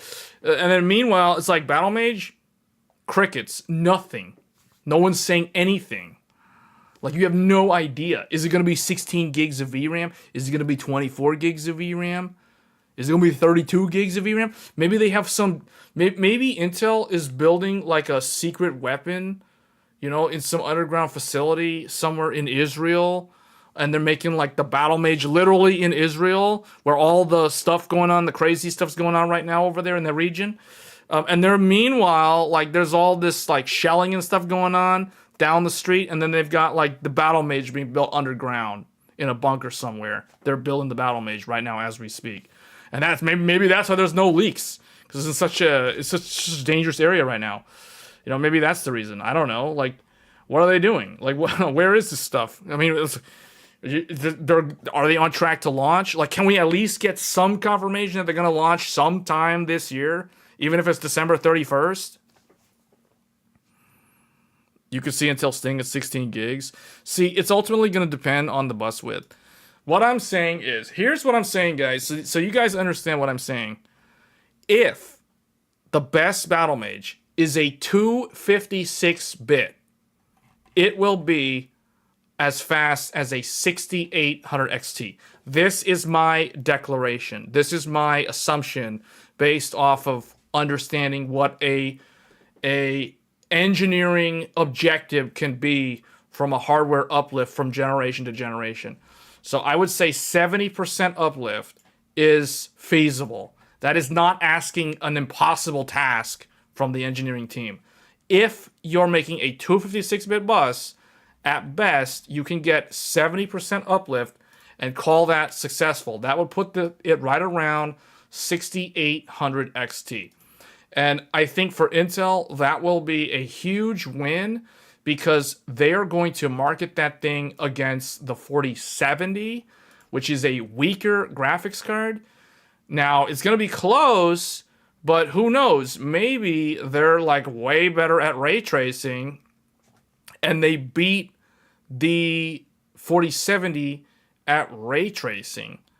So it's one of those things where I bet the engineers were like, okay, what's a good, better, best milestone? Good is like 45%. So like a good would be like 3070 Ti, 7700 XT. That would be like a good, like you passed the exam. You know, like you made something and it's faster. It's noticeably faster. But a better would be like 50 to 65%. And that means 6800 to 4070. That would be like a better. Oh, it's like you got a B. This would be, oh, you got a C on the exam. Here, you got a B on the exam. You're a 4070. You're a B on the exam. But if they get an A, if they get to 70% or better, they got an A, which basically means they're hitting, you know, like 6800 XT levels of performance in terms of uplift. So I feel like that would be a technical, that could be an objective that they can aim for, and that's achievable. To ask them to do 95% faster, which is a GRE, I don't think that's a realistic expectation. I think that's being a little too optimistic to ask them to make a 256-bit GPU that has almost a 100% uplift. That's not real. That's like setting yourself up for disappointment. That's what I call that. Now, if they make a larger die that is on a 384-bit bus, or whatever it is, if they make a larger die, then yes, absolutely, with a larger die, they can hit these 100% uplifts, because a larger die was never even in the realm of what the A770 is. So yeah, if they have a big die, like a 384-bit with 16 gigs, 20 gigs, 24, whatever, 24 gigs, then they could match a GRE with a 95% uplift. That, to me, is feasible. But that would require a different architecture. That would require a larger die, a wider memory interface than what they currently have shown with the A770. So that is what I believe is going to happen. So either they're going to have a larger die as the flagship, and that could get close to a GRE, or they're going to do a generational uplift from A770, and that's going to be like a 6800 XT at best. That's being optimistic, because I think if you go back to my live streams from months ago, I projected RTX 4070. That was what I said. They would aim for RTX 4070 level of performance. That's a 65% uplift over the A770. That shows you guys how far behind Intel was. If a 4070 is 65% faster than an A770, that is a massive uplift. That is a bigger gap than a 3090 to a 4090. Just to give you guys an idea. See, if we were to look at this, 3090 to 4090 is 64. So it's close. So it's almost like the same thing. So see, that proves my point that a generational uplift at best could be in the 65% range. Because a 3090 to 4090, we're looking at 60 to 64% uplift. And that is a best case scenario because Nvidia went from a Samsung 8 nanometer to a TSMC. Now, if we look at previous generations, like if we look at the 2080 to 3080, 63% uplift. So again, it's still in the same realm. See, this is the reason why when I said 4070, I don't think that is an incorrect judgment. I feel like that is an educated guess based off of looking at previous generational uplifts from other GPU generations. So, and we can look at the AMD ones for the same thing. But yeah, in general, I think it's not too bad to expect 60%. Anything over that is just like way over delivering. So yeah, Battlemage is probably going to be like a 4070. And 4070, I would consider this a 1440p graphics card. This is a 1440p graphics card. So that means Battlemage could be very successful because a lot of gamers are looking at adopting 1440p, and Battlemage 4070, 7800 XT, all the way up to like a GRE. That's kind of where I consider the cutoff point. Well, I say that, but then I almost want to include like the 7900 XT in there. I consider the cutoff for 1440p in terms of the price point right around this. This is as far as I would go for 1440p. Anything more expensive than this is not worth it for 1440p. It is a complete waste of money. So, yeah. So that means that Battlemage could be offering excellent value as a 1440p graphics card as their flagship, providing RTX 4070 or RX 6800 XT levels of performance. Because those are great 1440p GPUs. If I was still on 1440p, I'd probably still be using a 6900 XT. Depends on the hertz of the display.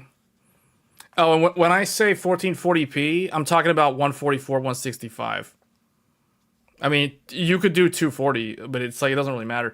Like, here's the reality, guys. Like, you have to remember, because sometimes people are like, oh, well, I need a 4090 for competitive CS. Actually, no, you don't, because all the competitive players play on the lowest graphics settings anyway. See? So this sort of GPU can max out 1440p, 144 hertz, no problem, with everything maxed out.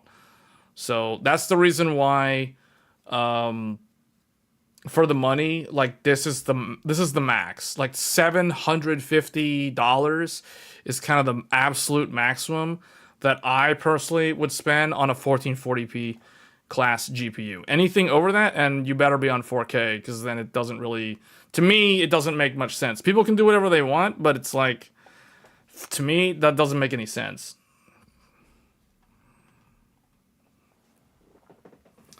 So,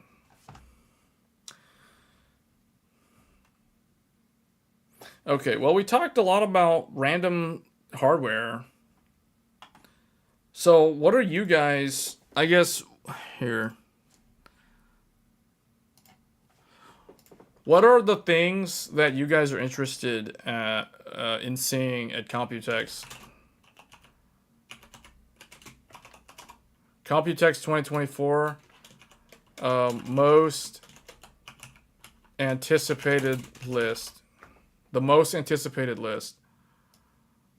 So what are the things, let's list some things that you guys hope to see at Computex. I'm going to save this list so that next live stream, when we talk about Computex, because the next time we do this show, it's going to be like while Computex is happening.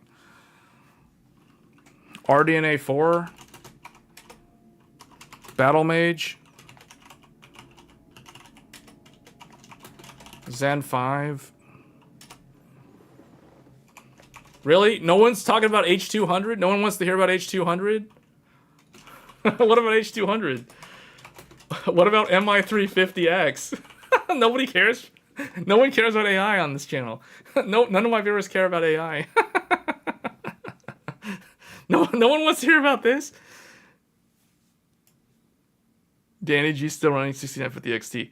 Yeah, like, see, if you're playing at 1440p, yeah, I know, right? See, like, 6950 XT for 1440p, that is a perfect GPU for that resolution. I mean, you don't need to do anything. Like, but see, like, it'll be interesting to see what RDNA 4 brings to the table when it comes to ray tracing.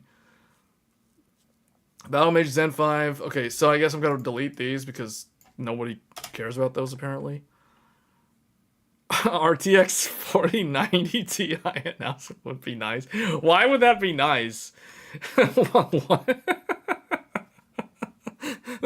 The 4090 Ti now? Now, when the 5090, all these rumors of 5090 are already starting to crop up, and you're wanting to see an announcement for 4090 Ti. That's hilarious. Why? What would be okay? I guess the question I have there is, what would be the incentive for Nvidia to even do that? Like, what? Why would Nvidia want to do that? Do they want to be a benevolent god? Like, what is the purpose of the 4090 Ti serving when Blackwell is already roadmapped for later this year? You see what I'm saying? Like, what? 4090 Ti. Should I put this down? Was that a joke?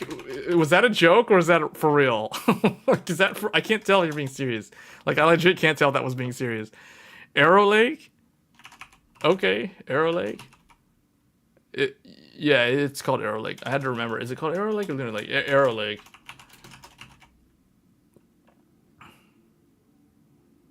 Oh, the Cam 2 memory thing?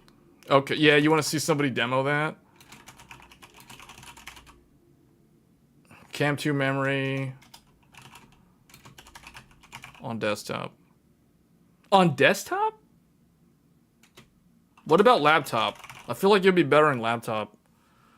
Because it has to lay parallel to the board. To me, that'll waste a lot of space on a motherboard. I don't see that working on desktop, but I can see it working on laptop. More OLED. More OLED. Computex is not really the best place for monitors. I feel like CES... Yeah, but that's more of like a proof of concept, though. That one motherboard that they did.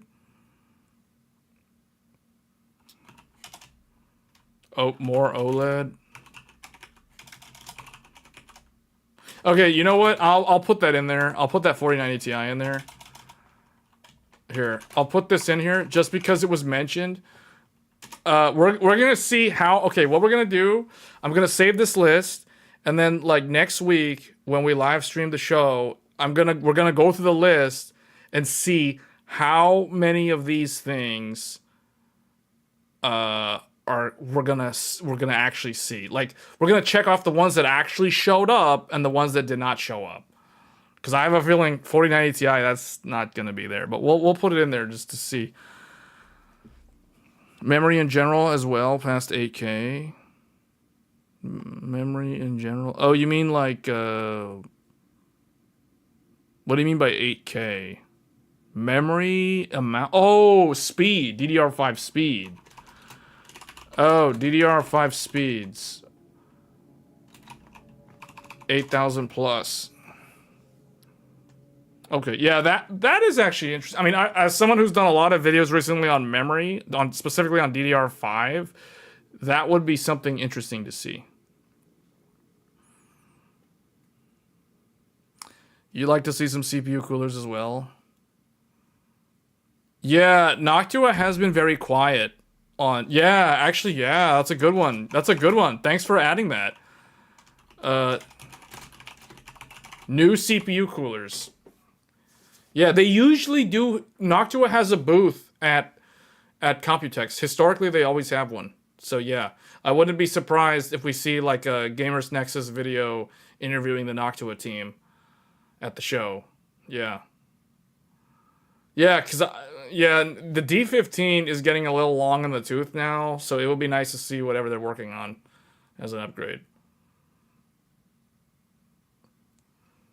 8,000 mega transfers technically already exist, but not in a lot of high capacity, though.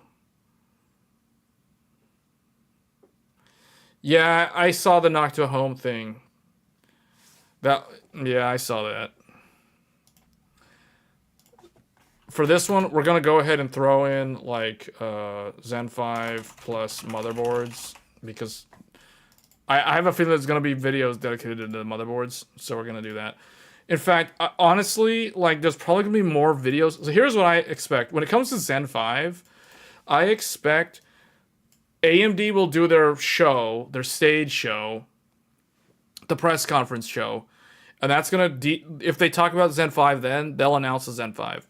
But they're not going to do much about the motherboards. So, in fact, on the show floor, most of the content around Zen 5 will be showcasing the different motherboards. That's what I think is going to happen. So we're going to put those together. Handhelds.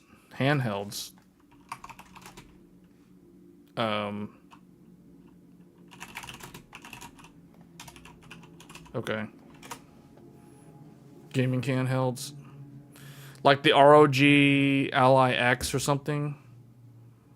Whatever happened to the MSI one? The MSI... was it the MSI Claw? Whatever happened to MSI Claw? Did that ever go anywhere?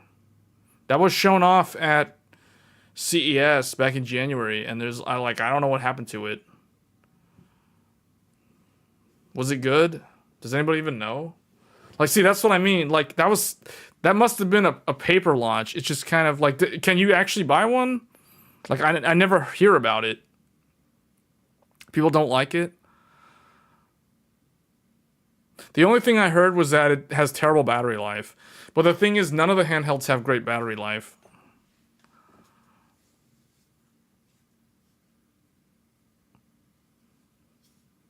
People don't like it.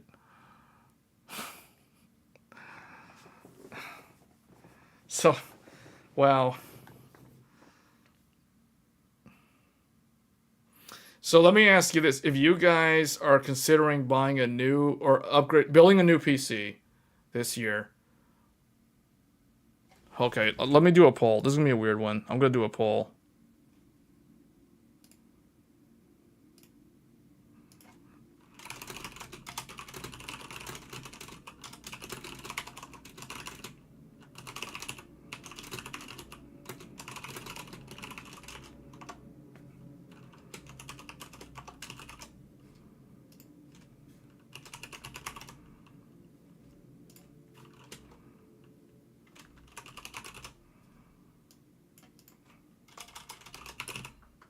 Okay, I'm doing a poll on the channel.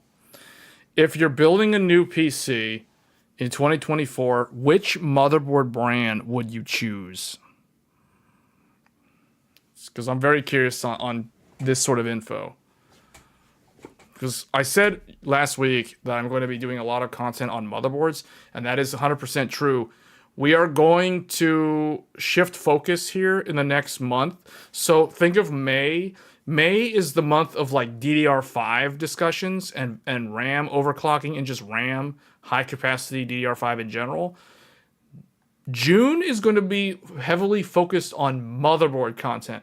So I'm going to do a lot of videos on motherboards. So I'm curious to know, like, if someone's going to be building a PC later this year, what is the brand that they're most interested in? This is so that I know how to tailor my content going forward, like which one to focus on first. Okay, so what's interesting here, looking at these numbers, people initially, there were a lot of votes for MSI, and then now Gigabyte is starting to catch up. There's some ASRock support, and apparently no one is going Asus. This is 7 votes. There's 14 concurrent viewers, and only half of the viewers voted. So I'd like to get a little bit more than 50% votes in before I end the poll. I'll just leave it open, but it looks like MSI and Gigabyte have the most interest so far, and followed by ASRock. And Asus is in dead last. Man. Okay, oh, MSI went up. ASRock started going up. We got 11 votes now out of 14. MSI is still holding on to that lead. Man, ASRock caught up to Gigabyte. Gigabyte fell back. Now neck and neck with ASRock. Man, we need someone to be a tiebreaker here. Unless the 12th voter is going to vote MSI. Oh, someone voted Asus. Okay, somebody voted Asus. Asus is too hot controversy. Anything but Asus? Man, Asus. I was about to say poor Asus, but then I realized, man, Asus is a huge company. Like, they don't need any pity right now. I was gonna say poor Asus, was like, no, they're guys. The thing is, here's the thing: Asus is on an order of magnitude larger than MSI, Gigabyte, and ASRock. So keep that in mind. Asus is literally the Goliath. They are the 800-pound gorilla in the motherboard and laptop and the peripheral market. Like, they're huge. They're like, there's so much difference. The difference in power level between Asus and the other three is too great. The laws by which they are governed are just too different. So, like, yeah, I don't feel sorry for them at all. Like, they're just big. Like, big company.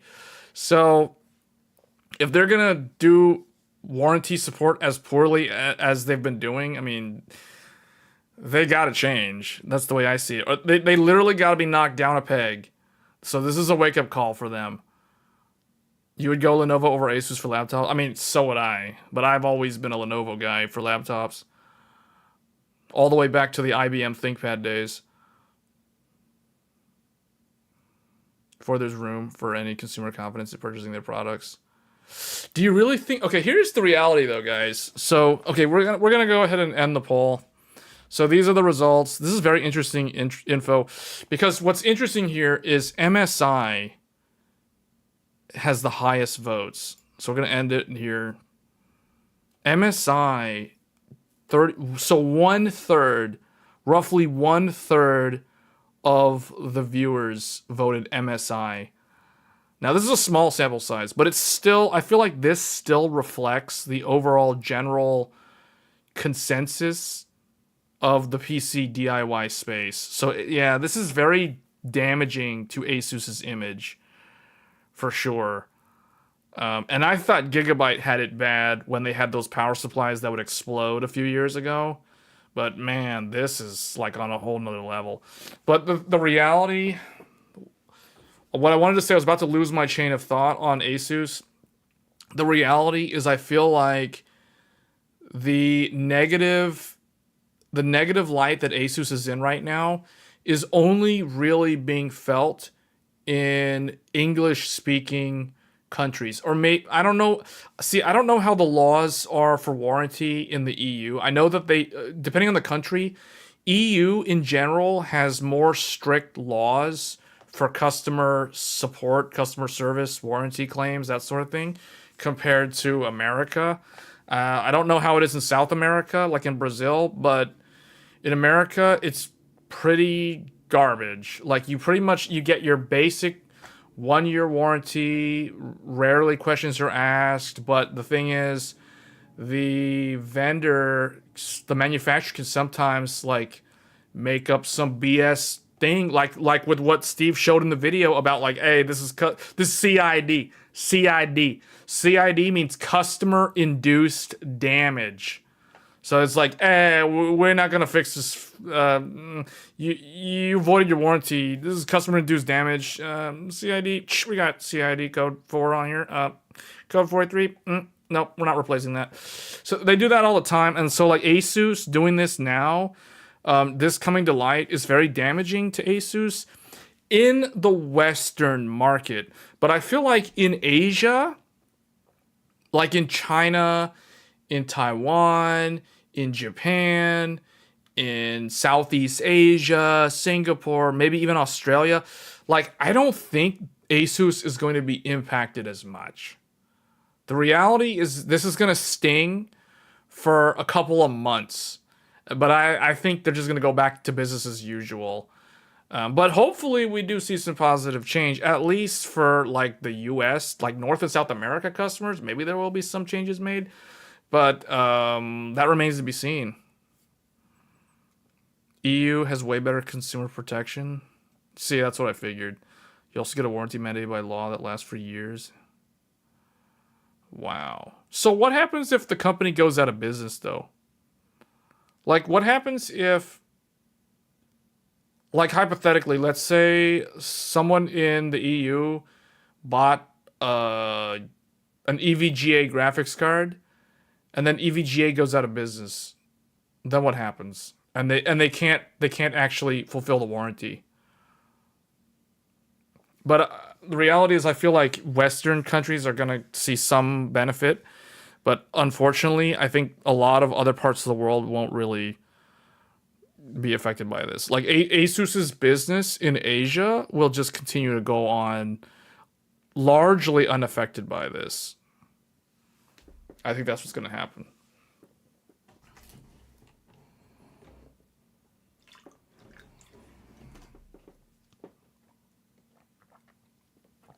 So their image will suffer temporarily, but then it'll just kind of just continue. Because they're really big. Like, the thing is, Asus spends so much more money on marketing compared to the other motherboard brands, their competitors, that random gamers who don't know anything about hardware, they're gonna be conditioned to think ROG is a good thing. Like, oh, it's Republic of Gamers. It's the Republic of Gamers. It must be good. It must be good for gaming. It's the Republic of Gamers. It's in the name. I gotta buy that because I'm a gamer. I gotta play my PUBG and my Counter-Strike and League of Legends. So I gotta get that ROG laptop because it's gotta be good. Not knowing that the Legion is actually like way better. But, you know, like they're gonna see Republic of Gamers this, ROG that, Strix this, Strix that, Tough this, Tough that. They're gonna be plastered with they're bombarded left and right with all this Asus marketing. Asus this, Asus, Strix, Tough, oh, Prime, oh, Pro Art, oh, yeah, oh man, gotta get me some of that Pro Art, oh, that ROG goodness. You know, they're gonna see that so much that it's going to condition a regular normie gamer who doesn't know anything about hardware, that they don't even know that they're buying Asus. It's like they go and buy a Republic of Gamers laptop because it has all this fancy RGB vomit all over it, so it's got to be good, right? Like, it's got to be good. It's got RGB vomit all over it. I got to buy me some of that ROG. You know, that RGB, ROG, whatever it stands for. I don't know what it stands for, but it's got to be good because it looks like a gamer's thing. Like, that's how a lot of people think. That's how a lot of people actually think. Like, believe it or not, that's how a lot of people buy stuff. It sounds really dumb, but it's actually the reality. It's actually how the world works. Do we know of any alternative to the Asus ProArt line of motherboards? So yeah, Gigabyte has the Arrow. Arrow line is Gigabyte's counter to that. MSI has something, I gotta remember what it was called. They had one for a couple of years, and then it kind of went away, and they tried to bring it back, and then it went away again. I have to look it up. And then ASRock has, man, what is ASRock's one called? ASRock is the weird one. Let me see. Oh, MSI had the Creation. That's right. MSI had the Creation line. That's what it was called. Here, let me bring up this. I'll give you guys some examples. MSI Creation. Where is it? Although, here's one, but it's an older motherboard, but it's an example. So this MSI did what was called the Prestige Creation brand a few years ago. Now it looks kind of gamery with the, I don't know what they were going for with all this, but this was what they used to have. This was more like, it still has RGB, but it's not all about RGB. The thing is, these motherboards were actually MSI's best motherboards for productivity because they had so many PCIe. They had lots of PCIe slots. Now, that doesn't necessarily mean they had all the lanes, but they would also bundle in like NVMe add-in cards and stuff. So like this, and they had tons of USB on the back. Look at all that USB. What is that? 2, 4, 6, 8, 10, 12, 13. 13 USB-A, USB-C, Wi-Fi, dual LAN, you know, all that stuff. They even have a PS by 2. Like, hold on. Do we have some better pictures of this? I remember when X570 came out, I regret not buying this motherboard. I always wanted this motherboard. I ended up getting an Asus Crosshair Hero instead. But I regret so much not buying this motherboard. Because, man, this motherboard, it's an EATX, which means it's definitely a workstation board. Because, look, it's the wider one. It's EATX. It's got your postcode debug on it. I don't know why they got rid of this brand. Or maybe they still have it. But look at all that USB. They even have the old PS by 2. Man, this motherboard.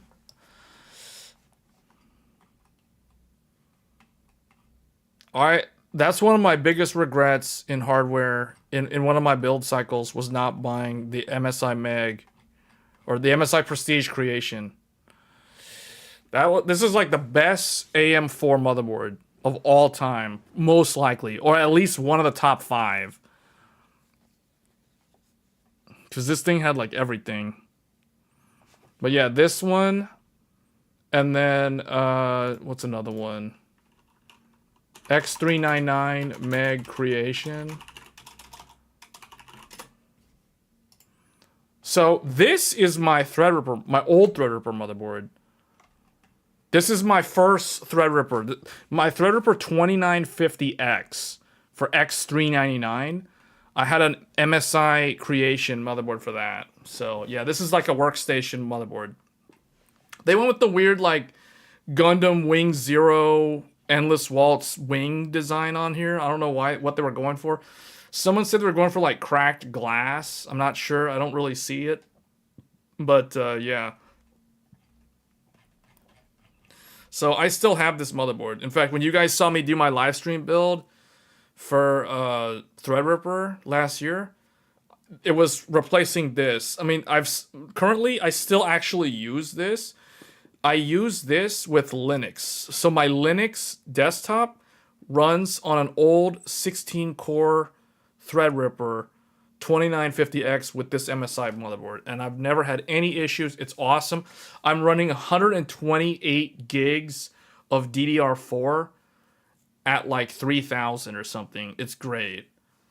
All 8 memory sticks are populated. Like, it's just fully loaded. for Linux. Because I don't really play games on Linux, so I figured, I don't need to have the latest and greatest hardware. Because at first I was going to run Linux. I was going to make a Linux PC for one of the AMD, like one of the AM5 CPUs. I think it was the 7800X3D.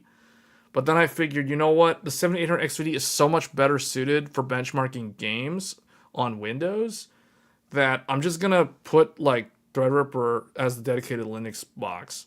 And that's what I ended up doing. But yeah, this is an example of so if someone asked earlier, what is an alternative to the ProArt? Well, this is one example. Unfortunately, MSI doesn't make as far as I know, they don't have the Creation brand anymore. So I don't actually know like what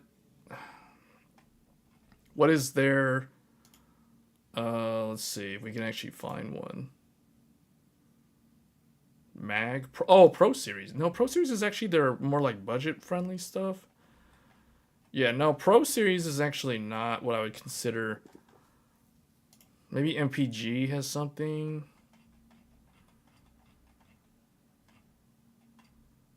No. Meg used to be the Creation. It used to encompass the Creation series. So unfortunately, yeah, this is dumb. Like what is this? Why would they make such a giant motherboard for such a tiny CPU? Why? Honestly, the closest one is the Unify. Or I don't know, man. MSI's positioning right now, like their brand segmentation could use some work. Like personally, if I was gonna build a workstation and I was gonna go with MSI, I'll tell you what I would go with. I would go with Meg Ace. Either the AMD Ace or the Intel Ace. Like that's what I would do.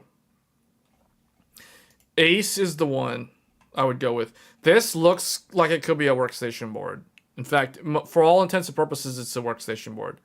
So the Meg Ace is what I would consider as an alternative to ProArt. Now, it's going to be more expensive than ProArt, though. That's the only problem.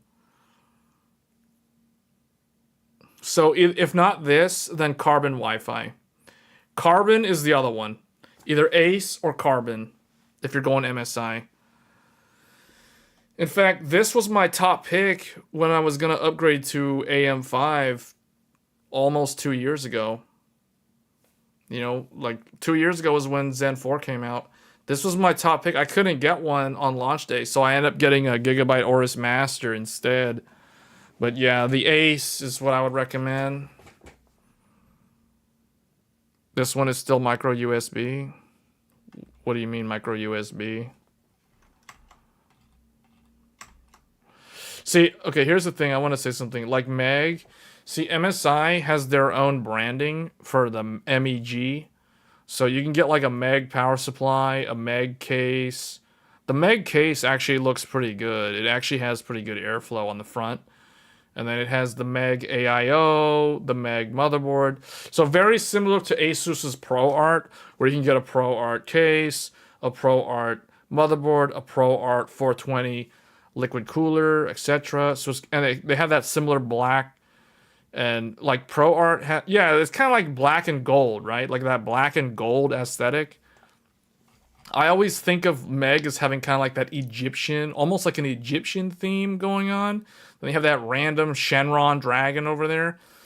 But then ProArt is more like artsy, liberal arts sort of thing going on with the branding. Price doesn't matter that much. Only feature set reliability. I mean, I'll tell you, one of the overclockers, so one of the resident overclockers that follows my channel, RK Benchmarker, I mean, he uses this. Like, this is his daily driver, and he has only good things to say about it. And there's another YouTube channel that covers motherboards extensively called Builder Buy. And he also said that the Ace is like a really solid motherboard. But I also said this was a solid motherboard. So it's like, I only have good things to say about it. I mean, I was going to get one, But I couldn't get one at launch, so I opted to get a different one from Gigabyte. But yeah, the only thing this motherboard lacks, like this specific motherboard, it doesn't have USB 4. And there's no way to add USB 4 because they don't have a header on the board to plug in the cable. So that's the reason why, again, like I was saying earlier, if I was upgrading this year, I would wait for the new motherboards because maybe the new Ace will have USB 4. So that's why I would. But anyway, that's just so you're aware. That is the brand to look for, Meg Ace from MSI, and then for ASRock, ASRock Pro Series motherboard. I don't know. Like, what do they call it? ASRock.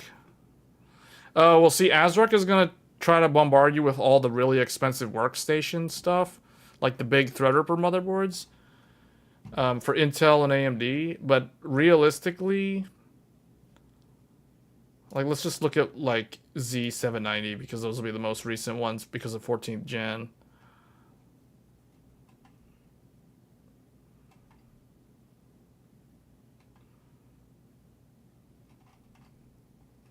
Probably the Tai Chi. Even though this one is more like a gamer one. The thing is with ASRock is you can get, they top out around, I think the most expensive motherboards are like $500 and they don't go beyond that. Whereas everyone else, ASRock's the only one that has a $500 max, and then everyone else has like a $600, a $700, a $900, and even a $1,000 or even a $1,300 motherboard, whereas ASRock doesn't really do that. So they kind of top out around 500 max. And they also tend to give you a whole bunch of like, so for example, like this. See, like they have Thunderbolt. They got Thunderbolt 4. They have 10 gig and 5 gig. It's kind of, I've never seen a purple colored USB before. That's weird. SPDIF. So what is this? 2, 4, 2, 4, 6, 8. So the only thing about this one, I would like to see a little bit more USB on here. Like, I wish they would have put 2 more USB. 2, 4, 6, 8. 8's kind of on the low side. I would have liked to see 10 USB type A. But they have Thunderbolt built in. That's nice. But this one actually doesn't seem that good. Like, what does the AMD one have? Are they completely sold out of the AMD one?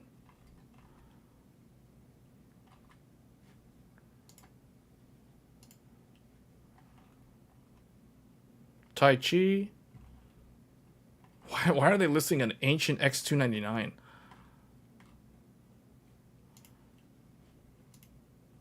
Okay, 2, 4, 6, 8. So they still only have 8 on the AMD one. The difference is the AMD one, they have the clear CMOS. And they still have Thunderbolt. So it's still Thunderbolt. They have 2 Thunderbolt. On the Intel, well, that was weird. The Intel one only had 1 Thunderbolt and 1 5 gig or 1 10 gig USB-C. The AMD one has 2. The AMD one is actually using the Intel chipset, though. That's the thing. That's why. I immediately, when I look at this, when I see 2 Thunderbolt ports right next to each other on a desktop board, I immediately know, okay, they're using the Intel chipset on there. Because if they have 1, like on that one Z790 board, it had 1 Thunderbolt and 1 USB-C. That tells me that they're plugging it into the CPU. Whereas this one's going through the Intel chipset for Thunderbolt. So, that's what that means. You hate using a PCIe slot? Oh, you need 10 gig? Yeah, okay, I see what you're saying. So you want 10 gig. You know what? To me, why is their site so... Oh, that's why. Okay, hold on. They only sell it on. Okay, they have some Intel boards, but see the problem. Here's the thing with ASRock that this is why. See, here's the thing about ASRock. Now the cracks are starting to show through when it comes to ASRock. ASRock, if you need like niche things, usually ASRock is really good at giving you like the niche stuff, like PCIe slots at the very bottom that have lots of lanes, or like daughter boards that can expand the motherboard. Like they do weird stuff like that where no one else will do that. But then they'll fall flat when it comes to basic things like, oh, I need 10 gigabit networking built into the board. I don't want to use this, an add-in card. See, like those sort of things, they fall flat because look, here are the only options. An ancient Skylake X. An ancient Skylake, or is that Skylake? Yeah, that's Skylake X from Intel.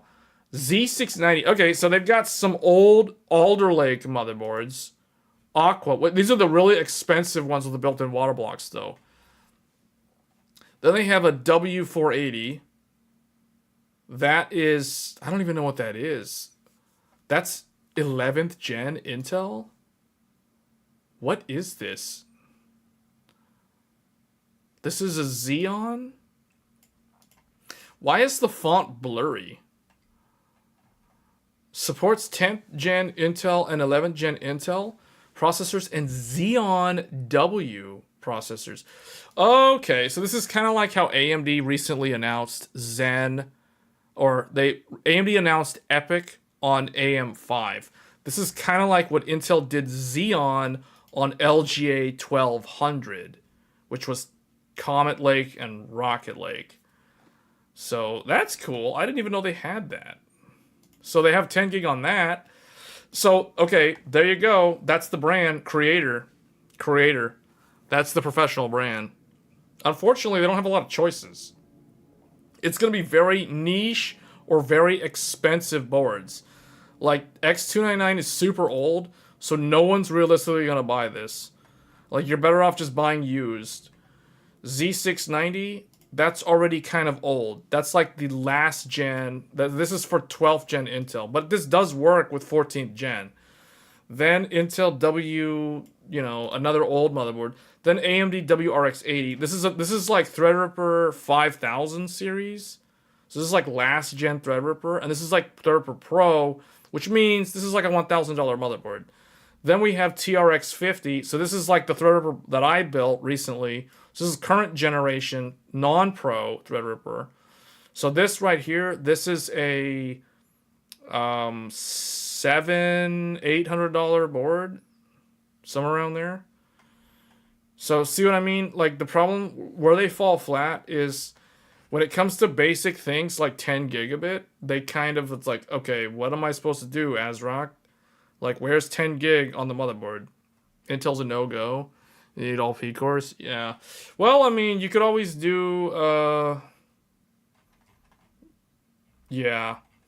So your best bet then is going to be like this. But see, this then becomes so expensive because you're looking at a Threadripper build. So that's why ASRock just kind of falls flat when it comes to, like weird things like 10 gig or I don't know. Like that's just one example. But anyway, let's look at Gigabyte.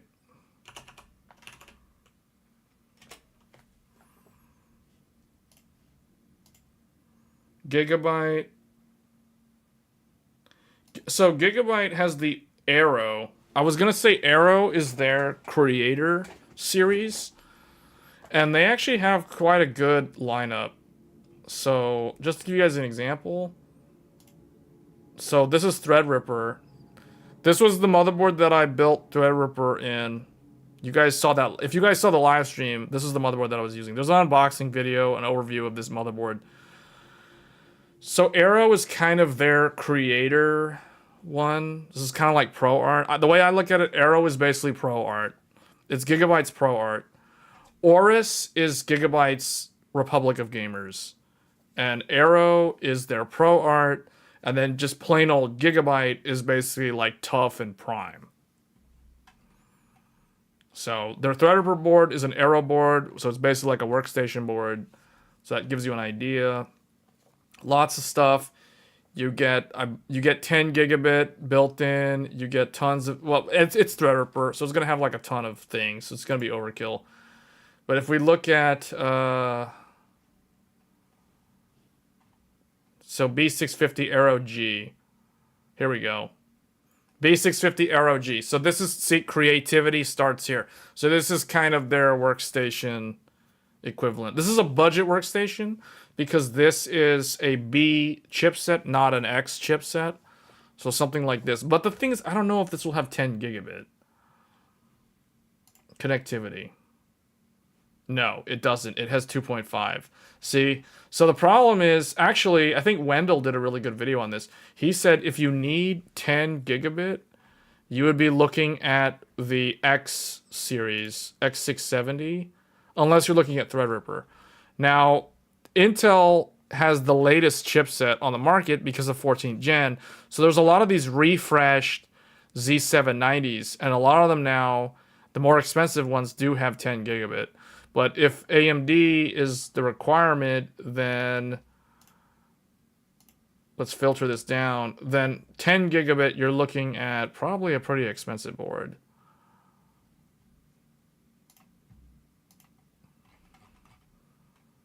See, they immediately start showing all the Threadripper stuff. The Aorus Extreme has 10 gigabit. But this is a very expensive motherboard. This is like a $700 motherboard. So I personally don't recommend it. So what I would recommend you do, and I know you said you don't want a 10 gigabit add-in card. Here's what I would do personally. Like I would get the, hold on, I gotta remove this. I would get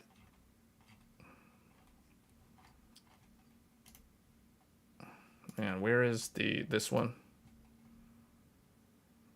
I would get this or this. One of these. Okay, this is what I would do.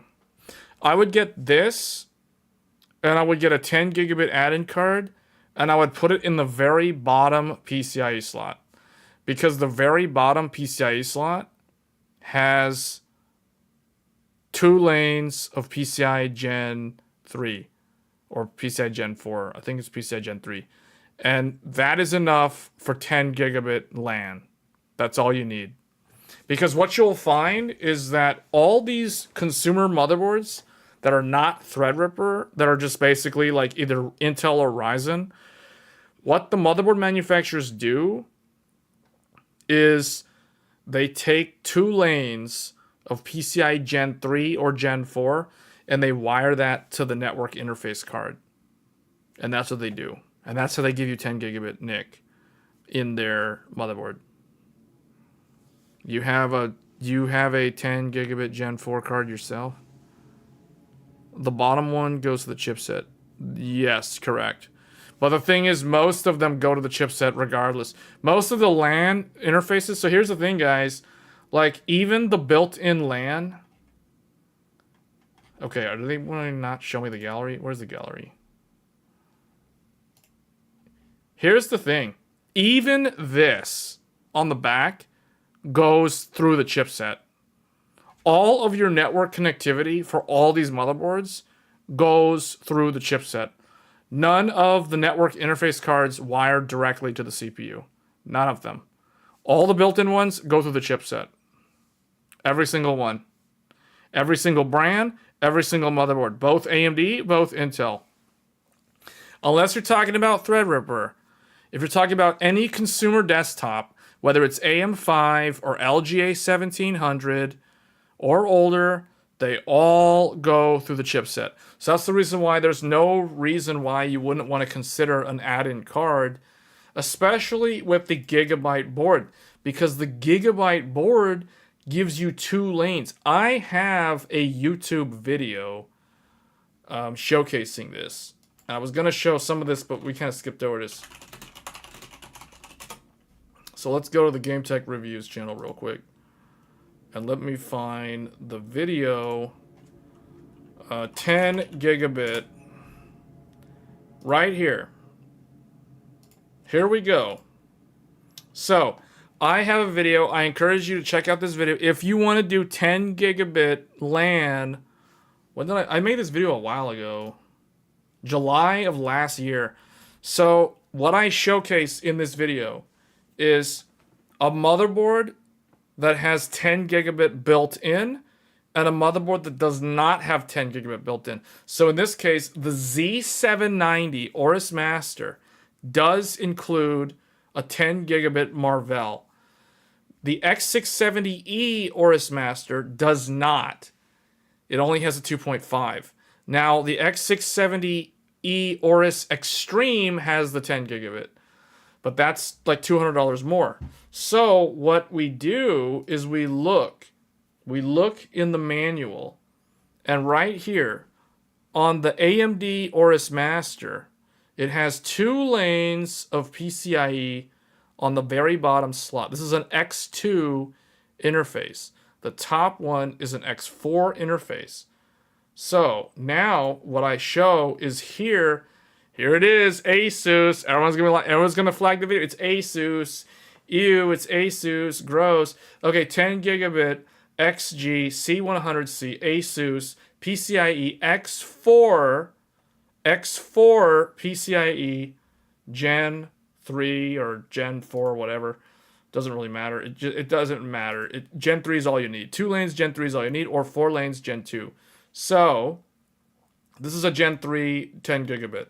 Now, what that means is the only reason why this is X4 is for backwards compatibility with older PCIe 2.0 X4 interfaces.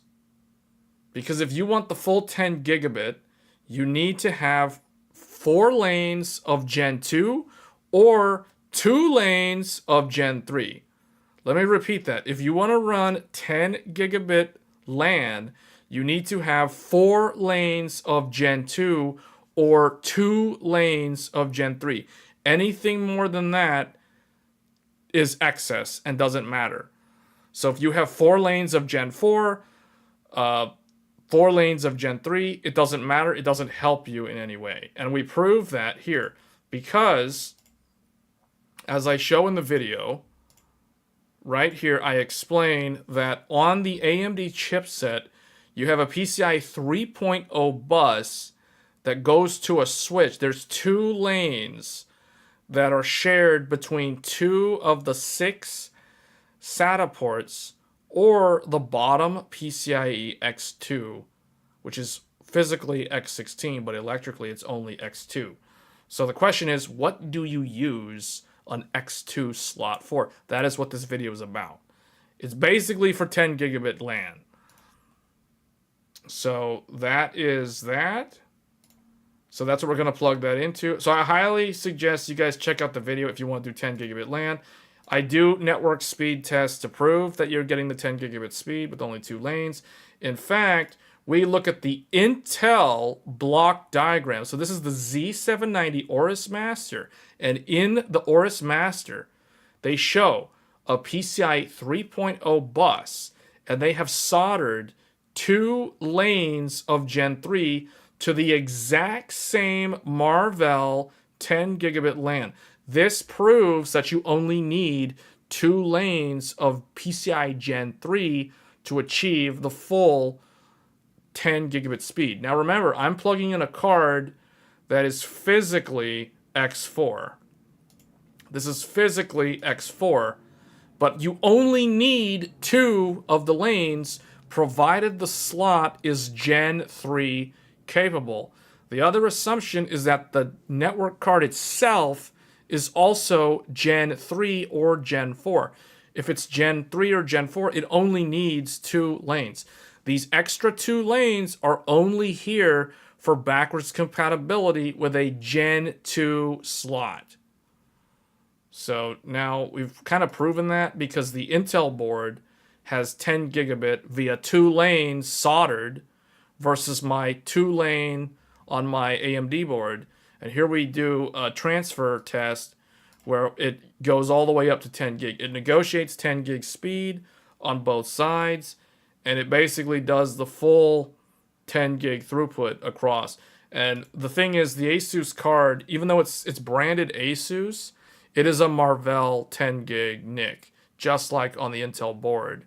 So I feel like this video is one of those like under the radar, like nobody paid attention to it. But this is actually like the type of content that I feel can provide a lot of value to people that watch this channel. So there you go. That's 10 gigabit. You only need 2 lanes. So basically what I'm saying is if you buy an Aorus Master or an Aorus Elite, this one is literally all you need, because this one has 2 lanes, just like the Aorus Master. This one has 2 lanes on the bottom. So it's very easy to add a 10 gigabit card, an X4 10 gigabit card that is Gen 3 or Gen 4, plug it into this, and you're going to get full 10 gig speed on 2 lanes. So, yeah, they're all Marvell. Pretty much all the 10 gigs are Marvell.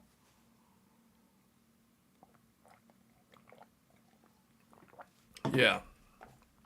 And we can kind of look at the block diagram here.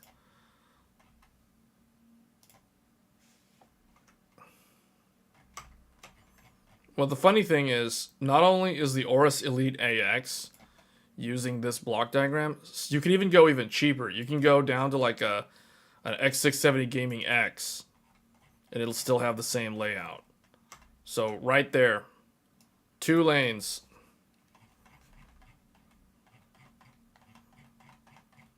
Two lanes right there,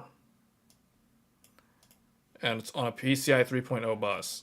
And that's the bottom slot, because the X4 slot is right here. So the way I see it, if I was gonna build a workstation with this, I would put the 10 gigabit on this one, and I'd put like a Thunderbolt card or USB 4 card on this other one, on this X4. That's what I would do.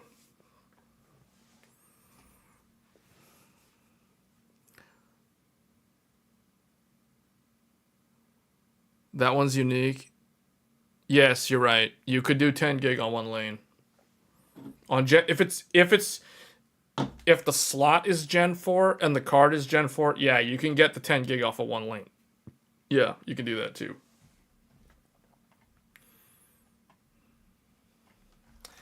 But yeah, that would be one way to do it.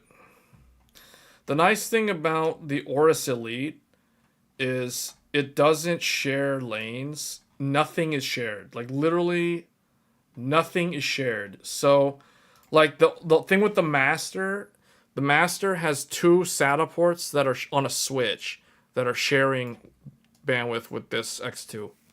Whereas with the Elite, there's like literally nothing. They only give you 4 SATA. There's only 4 SATA on here. The Master gives you 4 SATA plus 2 more on a switch. So, but not a lot of people are doing a lot with SATA anymore. SATA is like it's a slow burn for that to go away.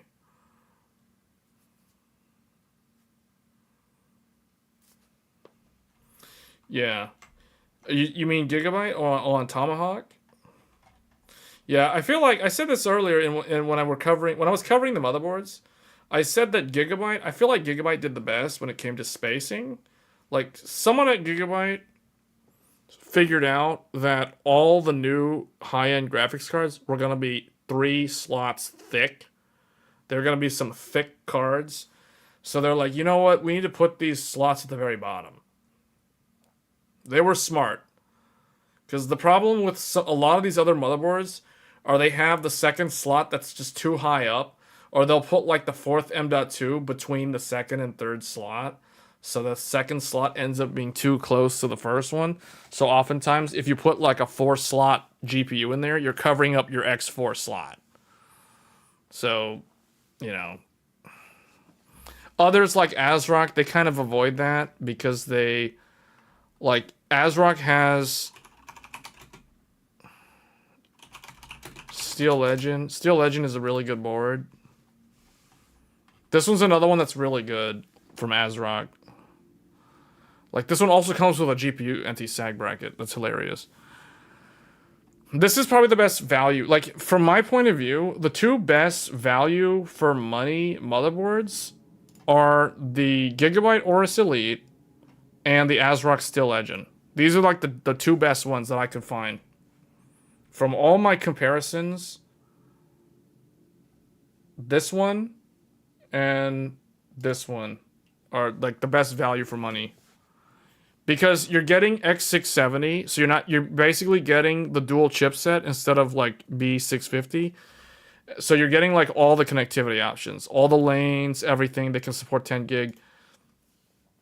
But they also put the X4 slot at the very bottom. Like, ASRock put the X4 at the very bottom, which is really good. Like, that was the smartest thing they could think of. Because unless you're running like a second graphics card down there, then it could be some problems. But I think the X1 slot is also an open slot. So you could put an oversized PCIe thing in there, but I mean, it only has one lane. But I like that it's open and not a closed one. So this is a good board. Like, this one, I'm really happy with this one. This is the one, like, this motherboard is what I use with the 7950X3D and the RTX 4090. It's like, this is actually using, like, this motherboard is the one that I'm using with, like, the highest end AM5 CPU and the highest end GPU from Nvidia that I currently have. Like, they're actually on this motherboard, not the Aorus Master. It's actually on this one. The Aorus Master is what I'm streaming from right now. Like, this is what I use. This is the streaming PC. So this one's got like a Sapphire Nitro 7900 XTX paired up with it and a 7950X, like a non-X3D. So if I upgrade to Zen 5, what I plan to do is upgrade the BIOS on this motherboard and just drop the CPU in this motherboard. Because I don't plan, like, the X3D is just going to stay where it is. So, but we're going to be covering the newer motherboards as soon as possible. As soon as we get them announced, I'm going to start doing videos going over, like, the block diagrams and all that stuff. So that'll be useful to anyone who's considering building a new PC later this year. So, yep, that's probably going to be it for this stream, guys. I think we covered everything that I wanted to talk about. So I'm pretty stoked for Computex. Going back to the list. Yeah, this is the list that everybody came up with. So I'm going to save this list, and we're going to see like how much of this holds true, what actually gets revealed next week, and we'll go from there. Can I join the stream? I don't know. There are some stuff that I have to do. Maybe if I have time after, but there's some stuff that I have to do that I need to get done before tomorrow. So, but anyway, that's going to be it for this stream. Hope you guys enjoyed the discussion. I thought it was a pretty good discussion, especially the part on the motherboards, like the brands in particular. I didn't realize Asus was actually affected this badly by the recent news stories. But now I know. Okay, that's pretty interesting. So, as always, if you guys like PC building and overclocking, tech-related stuff to PC gaming, or anything not even gaming related, but PC DIY, get subscribed to the channel. We do these shows every Thursday, so this is Tech Thursdays. And we will be back next week with covering Computex in depth and going over all the new hardware reveals and releases and announcements. So as always, I'll catch you guys next time. And sometimes we do weekend live streams, so if you do tune in during the weekend, sometimes we're live, but not always. It just kind of depends on my availability. But as always, you're welcome to tune in, ask any questions that you have related to PC building. And until then, I'll catch you guys next week. Take care, and I'll see you next time. Thanks.